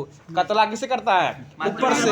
कतला ऊपर से, रेहू हो जाएगा तो निचला से। और ये आपको मिंगल और कॉर्पल हो जाएगा तो ये निचला से प्राप्त करता है। बताएगा मेढक के लार्वा को क्या कहते हैं? टेडपोल। एक नया चीज, बहुत कुछ नया चीज सीखिएगा आप। जिस प्रकार जगह जैसे बैठे उसको दबा के बैठिए, ठीक है ना। चलिए सर अगला क्वेश्चन बताइएगा कि लार्वा प्रायः शाकाहारी होती है या मांसाहारी होती है? यह शाकाहारी होती है, लेकिन अगर जवान हो जाता है तो क्या होता है? वो मांसाहारी। मतलब समझ रहे हैं ना, बच्चा में उसको हल्के में लेते हैं, जब वो सयान हो जाता है तो क्या होता है? वो मांसाहारी जो है वो बन जाता है, ठीक है। अगला क्वेश्चन बताइएगा कि जब लार्वा जो है वो अगर बड़ा हो जाता है तो वो किसका निर्माण करता है? वो मेढक बन जाता है। और मेढक ही क्या होता है? आगे चल के मांसाहारी होता है। मेढक में मुख्यतः किस प्रकार का निषेचन होता है? वायु निषेचन होता है। और मेढक जो है वो त्वचा से भी सांस ले सकता है। चलिए, वाह, ये बात पता ही नहीं, क्या बात है सर। जैसन देखा देश तैसन पकड़ा भेस ना। चलिए आगे बताइए। अगला क्वेश्चन है कि टेडपोल का वयस्क मेढकों में रूपांतरण क्या कहलाता है? यह आपको कायांतरण कहलाता है। टेडपोल से अगर मेढक की ओर बन रहा है तो वो क्या कहलाता है? उसको कायांतरण जो है वो कहा जाता है। यानी आप टेडपोल थे पहले, उसके बाद मेढक बन गया तो वो क्या हो जाएगा? कायांतरण कहलाता है, ठीक है। आगे बताइएगा कि मगरमच्छ के बच्चे को क्या कहा जाता है? हैचलिंग कहा जाता है, ठीक है। और पीछे उड़ने वाले पक्षी क्या कहलाती है? हमिंग बर्ड हो जाएगी। इसी को हिंदी माध्यम में गुंजन पक्षी भी कहा जाता है। बताइए उड़ने वाला स्तनधारी कौन हो जाएगा? चमगादड़। चंदन जी, चौ से चंदन, जो से चमगादड़ हो जाएगा। उड़ने वाले जो है स्तनधारी कौन हो जाएंगे? चमगादड़ हो जाएंगे, ठीक है। बताइएगा नीलगाय किस कुल के आता है? वो हिरण्य कुल के आता है। नीलगाय हिरण्य कुल का, ठीक से बैठिएगा तो नींद नहीं आएगा। नीलगाय किस कुल से आता है? वो हिरण्य कुल से आता है, ठीक है ना। आगे बताइएगा अगर हमारे क्लास में भी नींद आए तो फिर वो क्लास में काम का नहीं है, समझ रहे हैं ना। चलिए आगे बताइएगा क्वेश्चन है कि डॉल्फिन के समूह क्या कहते हैं? पॉड। क्या कहते हैं? पॉड कहते हैं, ठीक है। आगे बताइएगा क्वेश्चन हो जाएगा कि फसल में कीट को कम करना यानी बचाव करना है क्या कहलाता है? धमक कहलाता है। क्या कहलाता है? धमक कहलाता है, ठीक है। आगे बताइए अगला क्वेश्चन हो जाएगा। अगला क्वेश्चन बताइए कि मरुस्थलीय जीवों में पानी की वजह से क्या पतला हो जाता है? पेशाब यानी मूत्र जो क्या होता है? पतला हो जाता है। उसका मल कैसा हो जाता है? सूख जाता है। मल जो है वो सूख जाता है और पतला क्या होता है? पेशाब। किसकी कमी से? पानी की कमी से। इसलिए बोलते हैं पानी जो है पिया कीजिए, ठीक है ना। वो ये मरुस्थलीय जीवों के लिए क्राइटेरिया रखा गया है। आगे बताइए अगला क्वेश्चन हो जाएगा। जो बताइए क्वेश्चन है कि वैक्सीन की खोज किस द्वारा किया गया था? एडवर्ड वैक्सीन सिर्फ है सर, पोलियो वैक्सीन नहीं है। वैक्सीन हो जाएगा तो ये एडवर्ड जेनर के द्वारा हो जाएगा, और पोलियो वैक्सीन हो जाएगा तो जॉनी साल के द्वारा खोज किया गया था। चलिए आगे बताइएगा कि कुछ एंटीबायोटिक्स है जिसका उपयोग जो है, या वायरल डिजीज में भी इसका उपयोग जो है वो किया जाता है, और वायरल डिजीज को ही क्या कहा जाता है, महामारी या संक्रमण रोग जो है यह कहा जाता है। बताइएगा कि एडवर्ड जेनर को किसका पिता कहा गया है, टीकाकरण का पिता कहा गया है। बताइएगा पोलियो का टीकाकरण का खोज किस द्वारा किया गया था, जॉनी साल के द्वारा किया गया था। रेबीज के टीके का निर्माण लुई पास्चर, क्या कहते हैं ये आपको जो है रेबीज के टीके का खोज लुई पास्चर के द्वारा किया गया था। बताइएगा क्वेश्चन है कि डीपीटी जो होता है ना, इसका फुल फॉर्म क्या हो जाएगा, डिप्थेरिया परtussis टेनिटस जो है ये क्या जाएगा, इसका फुल फॉर्म जो है यह हो जाएगा। आगे बताइएगा अगला क्वेश्चन है कि यही डीपीटी को जो है ना, यह जो है ट्रिपल एंटीजन भी कहा जाता है। क्या कहा जाता है, ट्रिपल एंटीजन, क्योंकि 3 को बीमारी के लिए एगो टीका है, 3 को बीमारी के लिए एगो टीका है, इसलिए इसको ट्रिपल एंटीजन भी कहा जाता है। 3 को बीमारी के लिए एगो टीका पड़ रहा है इसको, इसलिए क्या कहते हैं, इसको ट्रिपल एंटीजन भी जो है कहा जाता है। डिप्थीरिया, काली खांसी और टिटनेस, इस तीनों के लिए एगो टीका पड़ता है, DPT, समझ रहे हैं ना। और BCG किसके लिए पड़ता है, ये आपको जो टीवी के लिए, बच्चों में टीवी न हो इसके लिए BCG का टीका जो है पड़ता है। चलिए आगे बताइएगा क्वेश्चन हो जाएगा कि सांपों के विष के प्रभाव को कम करने के लिए किसका उपयोग किया जाता है, एंटीवेनम का उपयोग जो है वो किया जाता है। ठीक है, आगे बताइएगा। और एंटीवेनम से ना किसका उपयोग किया जाता है, एंटीवेनम का उपयोग जो है वो सांप के विष बनाने में इसका उपयोग जो है वो किया जाता है। एंटीवेनम से सांप का विष जो है वो बनाया जाए, सांप के विष से एंटीवेनम बनाया जाता है, समझ गए ना। सांप के विष से क्या बनाया जाता है, एंटीवेनम, यानी जहर को काटने के लिए जहर ही दिया जाता है शरीर के अंदर, तभी वो सांप के विष को क्या करता है, कम जो है वो करता है। ठीक है, आगे बताइएगा। जो पीने वाला शराब को कौन सा अल्कोहल कहते हैं, इथाइल अल्कोहल, और मरने वाले शराब को मिथाइल अल्कोहल कहा जाता है। ठीक है, जहरीली शराब में क्या पाया जाता है, मिथाइल अल्कोहल पाया जाता है। बताइएगा कि इथाइल अल्कोहल के अत्यधिक सेवन से जो है ना वो किसका कैंसर होने का खतरा रहता है, ये यकृत, लीवर के कैंसर होने का खतरा जो वो रहता है, किसके शराब से अत्यधिक उत्पादन से, तो ये आपको इथाइल अल्कोहल अधिक पीने से लीवर के खतरा होने का अधिक रहता है। ठीक है, आगे बताइएगा कि खाद्य पदार्थ में कार्बनिक पदार्थ की मात्रा क्या होती है, अधिक होती है। क्या होती है, कार्बनिक पदार्थ की मात्रा अधिक होती है, और किसकी कमी होती है, तो अल्प मात्रा में पोषक जो है इसमें क्या होती है, कमी होती है। और आगे बताइए खाद का उपयोग करके जो है ना मिट्टी में किसकी धारण करने की क्षमता बढ़ाई जाती है, जल की धारण करने की क्षमता क्या करती है, उपयोग जो है वो बढ़ाई जाती है। और खाद का निर्माण जो है सड़े गले पदार्थों, गाय के मलमूत्रों और सड़े गले पत्तियों से इसका किसका निर्माण करते हैं, खाद का। और उर्वरक जो इसका निर्माण जो है वो रासायनिक उद्योगों में उर्वरक का निर्माण जो है वो किया जाता है। पूछता है क्वेश्चन, खाद और उर्वरक में क्या अंतर है, ठीक है ना। चलिए आगे बता दीजिएगा, क्वेश्चन हो जाएगा कि गेहूं के छोटे पौधे को कौन सा ब्लड कहा जाता है, ग्रीन ब्लड कहा जाता है। क्या कहा जाता है, ग्रीन ब्लड कहा जाता है, क्योंकि इसके सेवन करने से हमारे शरीर में हीमोग्लोबिन की मात्रा में क्या होती है, वृद्धि होती है। इसलिए गेहूं के जो छोटे छोटे दाने होते हैं इसको क्या कहा जाता है, ग्रीन ब्लड जो है वो, गेहूं के छोटे छोटे पौधे को ग्रीन ब्लड जो है वो कहा जाता है। बताइए किस मछली जो है, कौन सी मछली है जो अपना भोजन के रूप में मच्छर के अंडे को खाती है, गैम्बूसिया मच्छी जो है भोजन के रूप में किसके अंडे खाती है, मच्छर के अंडे को खाती है। चलिए आगे बताइएगा कि इस मलेरिया के उन्मूलन में जो है ना किस मछली का उपयोग किया गया था, गैम्बूसिया मछली का उपयोग जो है वो किया गया था, ताकि वो मच्छर के अंडे क्या कर दे, खा जाए। ना मच्छर का अंडा रहेगा ना मच्छर निकलेगा। तो कितने मच्छर है, समझ कितना मछली लगेगा आप लोग। चलिए आगे बताइएगा, क्वेश्चन है कि पहला पराजीवी फसल कौन सा बनाया गया था, टमाटर, और इसमें कौन सा एसिड पाया जाता है, ऑक्जेलिक एसिड जो है पाया जाता है। ठीक है, आगे बताइएगा। अगला क्वेश्चन हो जाएगा कि अभी तक जो है ना, यह सुन लीजिएगा, अभी तक सुन लीजिएगा कि आलू, टमाटर, मक्का, चावल और गेहूं, इन सभी फसल का पराजीवी फसल का तैयार जो है वो हो चुका है। सबसे पहले किसको बनाया गया था, टमाटर को, सबसे पहले टमाटर को, टमाटर में टमा हटा दिए, मटर छोड़ दिए, टमाटर का सबसे पहले पराजीवी फसल बनाया गया था। अब जो है लेकिन अभी तक जो आलू, टमाटर, मक्का, चावल, गेहूं, इन सभी फसल का जो है वो पराजीवी फसल जो है वो बन के तैयार हो गया है। बताइए गोल्डन राइस में कौन सा विटामिन प्रचुर मात्रा में पाया जाता है, विटामिन ए जो है प्रचुर मात्रा में गोल्डन राइस में जो है वो पाया जाता है। बताइएगा अगला क्वेश्चन है, बीजों का बड़े पैमाने पर भंडारण क्या कहलाता है, साइलो कहलाता है। क्या कहलाता है, साइलो। देखिए एनसीईआरटी का डाटा याद रखिए, बीजों का बड़े पैमाने पर भंडारण क्या कहलाता है, साइलो जो है वो कहलाता है। बताइएगा अगला क्वेश्चन हो जाएगा, जो रेशम जो है, रेशम यह रासायनिक रूप से क्या निर्माण करते हैं, प्रोटीन निर्माण करते हैं। क्या निर्माण करते हैं, प्रोटीन जो है वो रेशम रासायनिक रूप से निर्माण करते हैं। ठीक है, आगे बताइएगा। अगला क्वेश्चन हो जाएगा कि झारखंड में कौन सा रेशम उत्पादन में प्रथम स्थान पर है, तो ये चाईबासा जो है झारखंड में रेशम उत्पादन करने में प्रथम स्थान पर हो जाएगा। आगे बताइएगा क्वेश्चन हो जाएगा कि हनी यानी शहद में शर्करा के रूप में इसका उपयोग किया जाता है, ये फ्रुक्टोज का उपयोग जो है वो किया जाता है और यह स्वाद में क्या होता है सबसे मीठा जो है यह होता है। बताइए केचुए के मल से किसका निर्माण किया जाता है, वर्मी कंपोस्ट का निर्माण किया जाता है और इसको किसका मित्र कहा जाता है, किसानों का मित्र। किसको कहा जाता है, केचुओं को किसानों का मित्र जो है वो कहा जाता है। आप लोग बीच बीच में वीडियो को लाइक करते रहिए और अगर चैनल को सब्सक्राइब नहीं किए तो चैनल को सब्सक्राइब भी कर लीजिए, क्योंकि अभी जो है फिजिक्स खत्म हो गया है, अभी बायोलॉजी चलेगा, इसके बाद बाबा के तरह जो केमिस्ट्री भी आपको देखने को मिलने वाला है।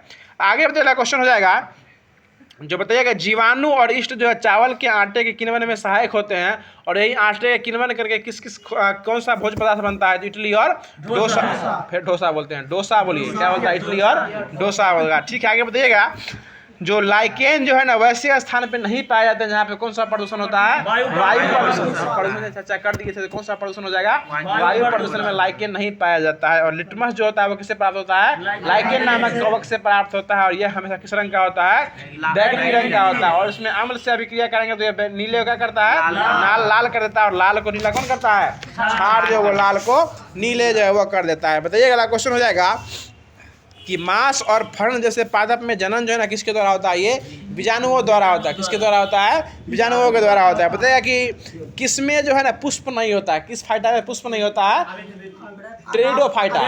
टेरिडोफाइटा में क्या नहीं होता है, बीज जो है वो नहीं हो जाएगा। आगे बताइएगा कि एक बीज पत्री जो है ना इसमें कौन सा जड़ पाया जाता है, ये रेशेदार। एक बीज पत्री में रेशेदार जड़ जो है वह पाया जाता है। बताइएगा बीज में अंकुरन निकलने की क्रिया जो है ना वो क्या कहलाती है, अंकुर निकलने की क्रिया क्या कहलाती है, यह अंकुरन कहलाती है। बीज में अंकुर निकलने की क्रिया क्या कहलाती है, अंकुरन जो है वह कहलाती है। आगे बताइएगा क्वेश्चन हो जाएगा जो अंकुरन के उपरांत जो है ना बीजों में जो है ना वो दो संरचनाओं का विकास होता है। कितनी संरचनाओं का विकास होता है, दो संरचनाओं का जो है वो विकास जो है वो हो जाएगा। आगे बताइएगा कि जल में जो है ना वह क्या क्या नहीं पाया जाता है, तो नोड और इंटरनोड जो है वो जल में जो है वो नहीं पाया जाता है। आगे बताइएगा कि कमजोर तना जो है ना वो कहाँ पर फैलता है, भूमि पर फैलता है। कहाँ फैलता है, भूमि पर फैलता है, इसलिए इसको विस्पर्शी लता भी कहलाता है। क्या कहलाता है, विस्पर्शी। यानी कमजोर लता कहाँ फैलता है, भूमि में फैलता है, इसलिए कौन सा लता कहते हैं, विस्पर्शी लता भी जो है वो कहलाते हैं।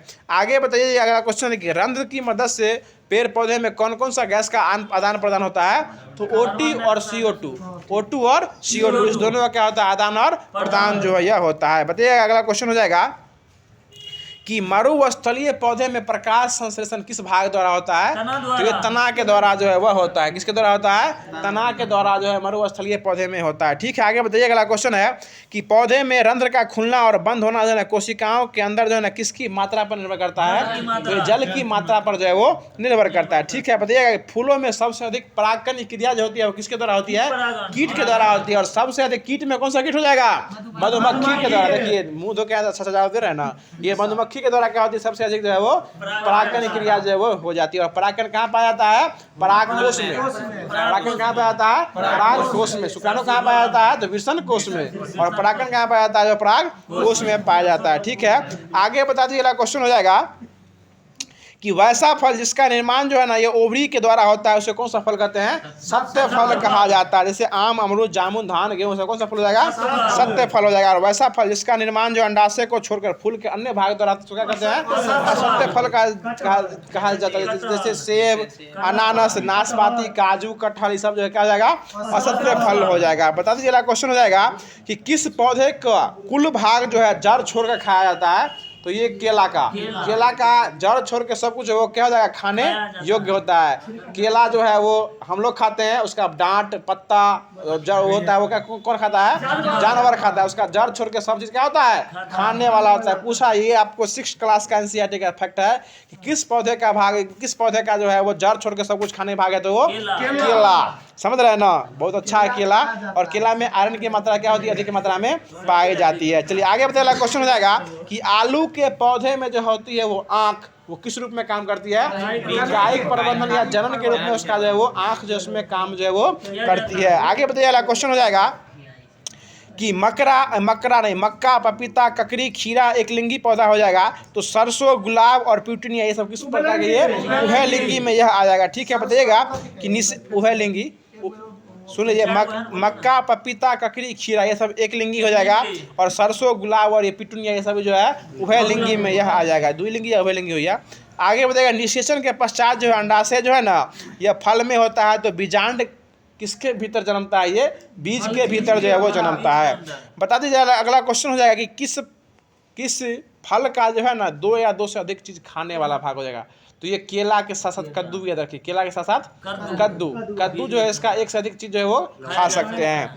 आगे बता दीजिए क्वेश्चन हो जाएगा कि ऑप्शन बेस्ट इसमें लिया होगा, बताइएगा कि पौधे में रंध्र का खुलना और बंद होना ये पौधे की किसकी मात्रा को निर्भर करता है, जल की मात्रा को जो है वो निर्भर करता है। बता दीजिएगा कि पौधे में पादप में अधिकांश कोशिकाएं जो होती है ना वो मृत होती है, क्या होती है, मृत होती है, इसलिए इसको कम ऊर्जा की आवश्यकता होती है। किस ऊर्जा के मृत होने के बाद ये कम ऊर्जा की आवश्यकता जो है वो होती है। बताइएगा कि ओरिजिन ऑफ स्पीसीज जो है वो किसके द्वारा लिखा गया है, चार्ल्स डार्विन के द्वारा कब लिखा गया है, ये 1859 में इसको जो है वो लिखा गया है। बताइएगा कि सरल से जटिल जीवन का स्वरूप का निर्माण किसके द्वारा दिया गया था, ये चार्ल्स डार्विन के द्वारा भी जो यह कहा गया था। बताइएगा अगला क्वेश्चन ये हो जाएगा कि फादर ऑफ जेनेटिक्स किसको कहा गया है, ग्रेगर जॉन मेंडल को कहा गया है। बताइएगा मेंडल ने अपने प्रयोग के लिए किसका उपयोग किया था, मटर के पौधे का उपयोग किसके द्वारा किया गया था, मेंडल के द्वारा किया गया था। ठीक है, आगे बताइएगा अगला क्वेश्चन हो जाएगा जो अब आते हैं शरीर के अंदर सिस्टम जो है जो कैसे पचता है, कितना दांत होता है, किसमें क्या होता है।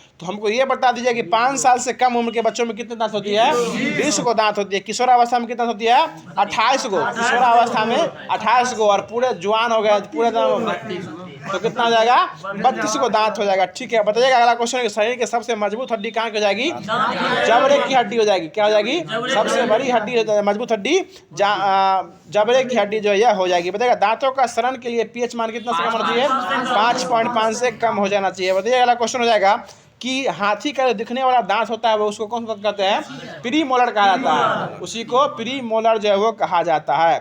और यह सिर्फ किस हाथी में मिलता है देखने को, नर हाथी में। नर हाथी में, मेल में क्या होता है, बुढ़वा में होता है, लेकिन मेल में जो है वो मिलता है, मादा में वो दांत जो है वो देखने को नहीं मिल सकता है। आगे बताइए अगला क्वेश्चन है कि हिपेरिन का निर्माण जो होता है वो किस में होता है, यकृत में। हिपेरिन का निर्माण कहाँ होता है, यकृत में होता है। आप बीच में फालतू में बात करें, आपका 2 क्वेश्चन छूट गया, तब तक छूट गया ना।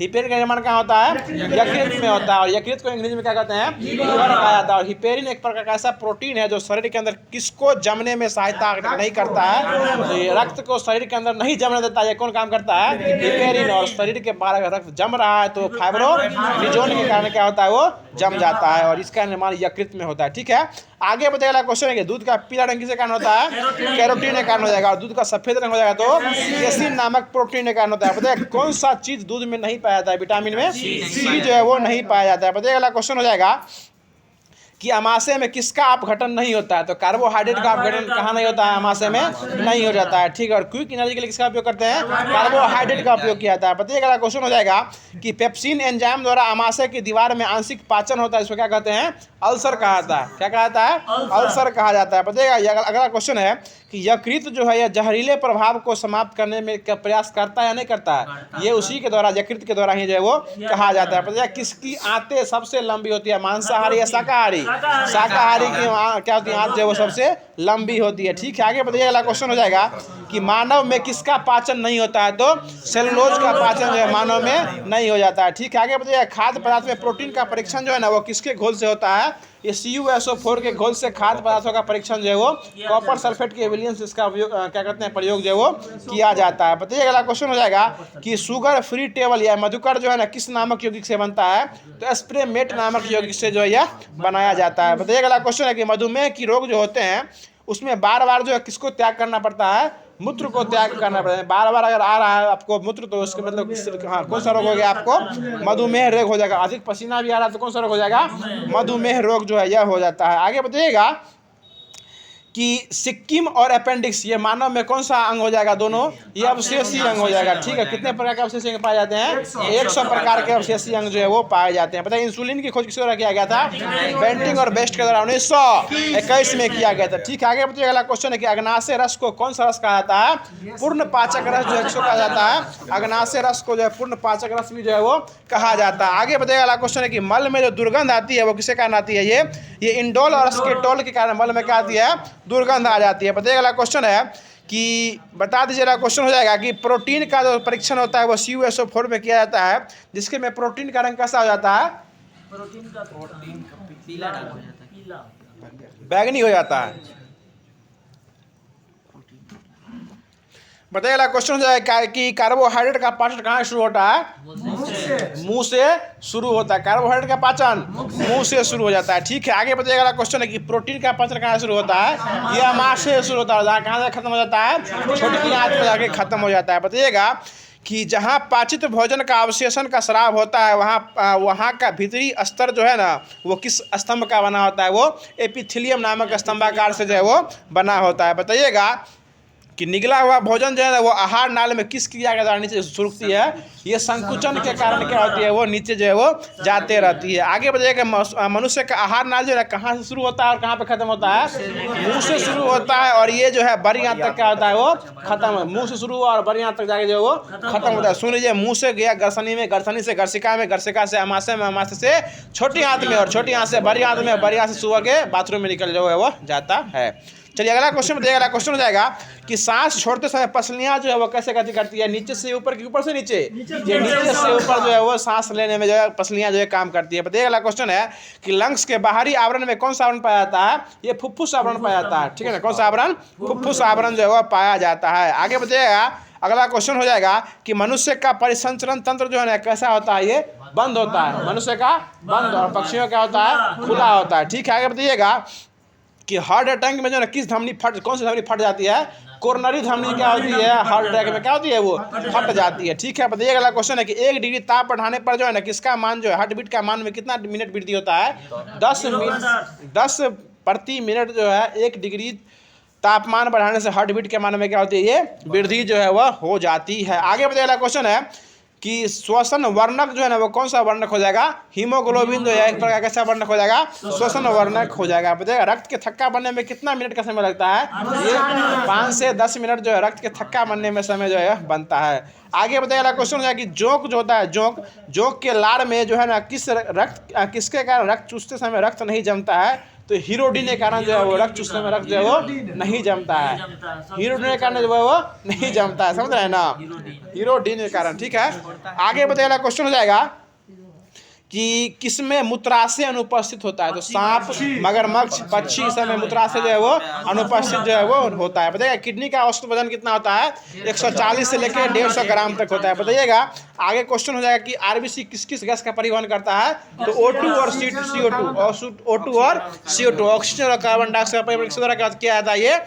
ये आपको जो है आरबीसी के द्वारा किया जाता है। उसका जीवन काल 20 से 120 दिन होता है। बताइएगा शरीर के अंदर रक्त नहीं जम रहा किस प्रोटीन के कारण? हिपेरिन नामक प्रोटीन के कारण नहीं जमता है। ठीक है, बताइएगा आरबीसी का कब्रगाह किसे कहा गया है? कलियाओं कहा गया। ठीक है, आगे बताइएगा अगला क्वेश्चन हो जाएगा कि अगला क्वेश्चन है कि हीमोग्लोबिन जो है या किस किस से मिलकर बना होता है? तो आयरन और ग्लोबिन नामक प्रोटीन से वह मिलकर जो है वो बना जो है वह होता है। आगे बताइएगा अगला क्वेश्चन है कि बता दीजिए कि आवश्यक एमिनो एसिड जो है यूरिया में बदलता है। इसको यूरिया में बदलने का काम कौन करता है? यकृत के द्वारा जो है उसको यूरिया में जो है वो बदलता है। बताइएगा अल्ना और रेडियो कहाँ की हड्डी हो जाएगी? हाथ का हड्डी हो जाएगी। ठीक है, बताइएगा क्वेश्चन हो जाएगा कि बता दीजिएगा क्वेश्चन बता दीजिएगा कि मानव मूत्र में जो है जल कितना % रहता है? 95% रहता है। और यूरिया कितना % रहता है? 2.5% यूरिया रहता है। ठीक है ना, और 2.5% अन्य अवशिष्ट पदार्थ जो है बाकी अन्य में 2.5 में सब आ जाएगा। आगे बता दीजिए कि मानव उत्सर्जन में जोड़ी कितना जोड़ी वृक्क पाया जाता है? एक बार और आप 2 जोड़ी बोले थे। एक जोड़ी से क्या पाया जाता है? वो वृक्क पाया जाता है। 2 पाया जाता है जोड़ी में, 1 जोड़ी वृक्क पाया जाता है। और मूत्रवाहिनी कितना पाया जाता है? 2 मूत्रवाहिनी पाया जाता है। ठीक है ना, 1 जोड़ा वृक्क में 2 मूत्रवाहिनी जो यह पाया जाता है और 1 मूत्राशय और मूत्रमार्ग क्या होता है? एगो मूत्रमार्ग होता है, समझे ना? मूत्रमार्ग क्या होता है? एगो जो होता है। अगर 2 हो गया तो आपके पास मेडिकल डिसऑर्डर है, आपको मेडिकल जो है पास नहीं करेगा। सबसे पहले मेडिकल में वही चेक करता है कि आप एगो है कि आपके पास 2 है। चलिए आगे बताइए, क्वेश्चन हो जाएगा कि अस्थियों के अध्ययन को क्या कहते हैं? ऑस्टियोलॉजी कहा जाता है। उपास्यों के अध्ययन को कॉन्ड्रोलॉजी कहा जाता है। बताइए कि ओवरी के अंदर किसका निर्माण होता है? ओवम का। अंडाशय के अंदर अंडाणु का निर्माण होता है। आगे बता दीजिएगा क्वेश्चन है कि हैजा टाइफाइड किससे फैलता है? ये जीवाणु से फैलता है। बता दीजिएगा क्वेश्चन है कि शैशव अवस्था में अस्थियों का विकास केंद्र क्या होता है? ये कार्टिलेज होता है। क्या होता है? कार्टिलेज जो है वह हो जाता है। बताइएगा तंत्रिका कोशिका के खाली स्थान को क्या कहते हैं? सिनेप्स। क्या कहा जाता है? सिनेप्स। और स्नैक्स बिस्कुट क्या रुपया में? 10 रुपया में देता है। ठीक है, आगे बता दीजिएगा क्वेश्चन है कलाई की हड्डी को क्या कहते हैं?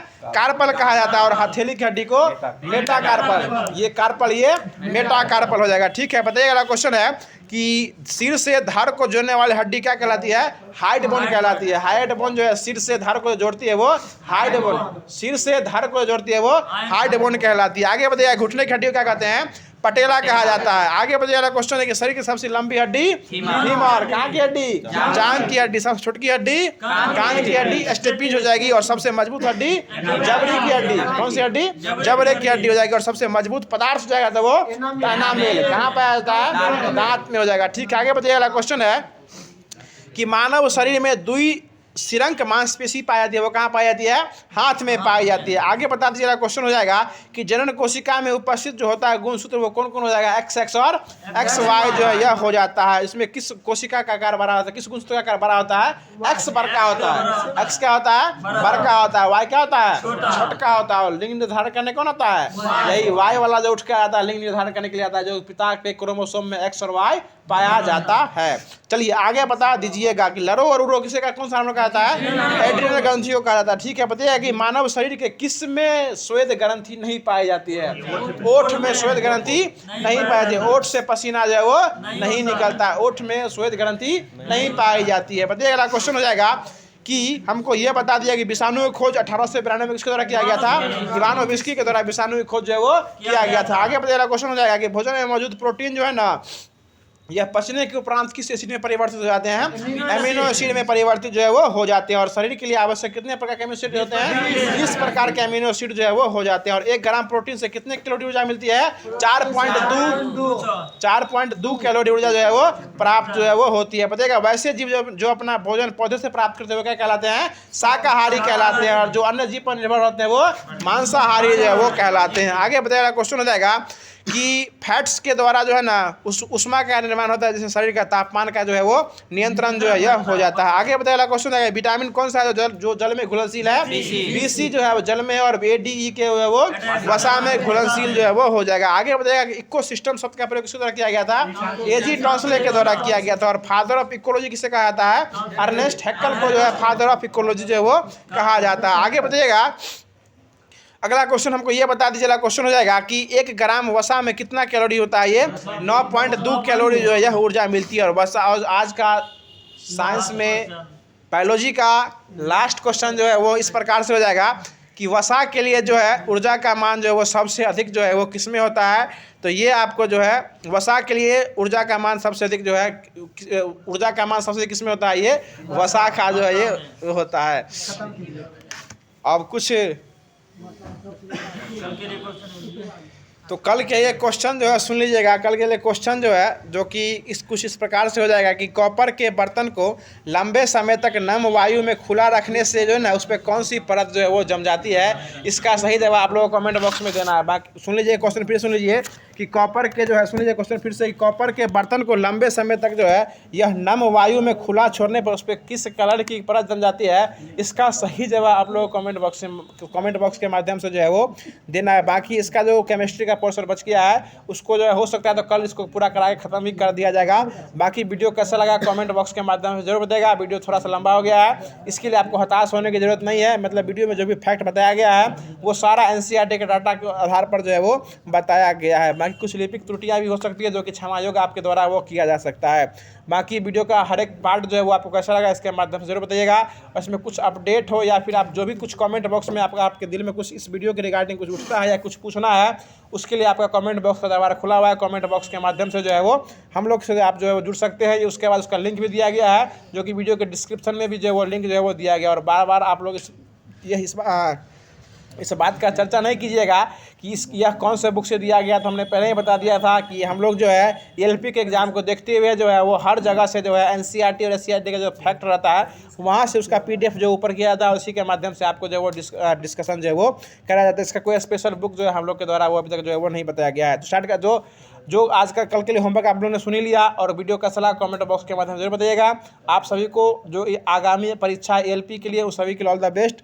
बाकी जिन जिनों का एग्जाम होते जाएगा आप लोग इससे जुड़े रहिएगा। इस चैनल पे जो है आपको इस एलपी ही नहीं बाकी इसके द्वारा अन्य जो भी एग्जाम का फॉर्म भरे होंगे या बीपीएससी हो आरपीएफ एसआई हो जो भी एग्जाम भरे होंगे इसके बाद उस सब को जो है उसके सिलेबस को देखते हुए जो है वो इसके द्वारा जो है वो किया जाएगा। और एग्ज़ाम दे के जो लोग आइएगा उस सीबीटी बेस्ट एग्जाम होती है जो आप सभी जो है कमेंट बॉक्स के माध्यम से अपना अपना कमेंट कीजिएगा। उस क्वेश्चन का डिस्कशन जो है वो अब जो या फिर जो लोग ग्रुप से जुड़े होंगे जो टेलीग्राम ग्रुप दिया हुआ है वहाँ पे जाके आप जो है आप क्वेश्चन लिख के जो है फोटो खींच के वहाँ पे आप भेज सकते हैं। उसका संपूर्ण डिस्कशन जो है वो कल के क्लास में आप लोगों को देखने को मिल सकता है। तो फिर मिलते हैं इसके अगले सेशन में इसके अगले वीडियो के साथ। तब तक के लिए खुश रहिए, मुस्कुराते रहिए और हमारे एफएमएससी परिवार को यूं ही प्यार और सपोर्ट करते रहिए।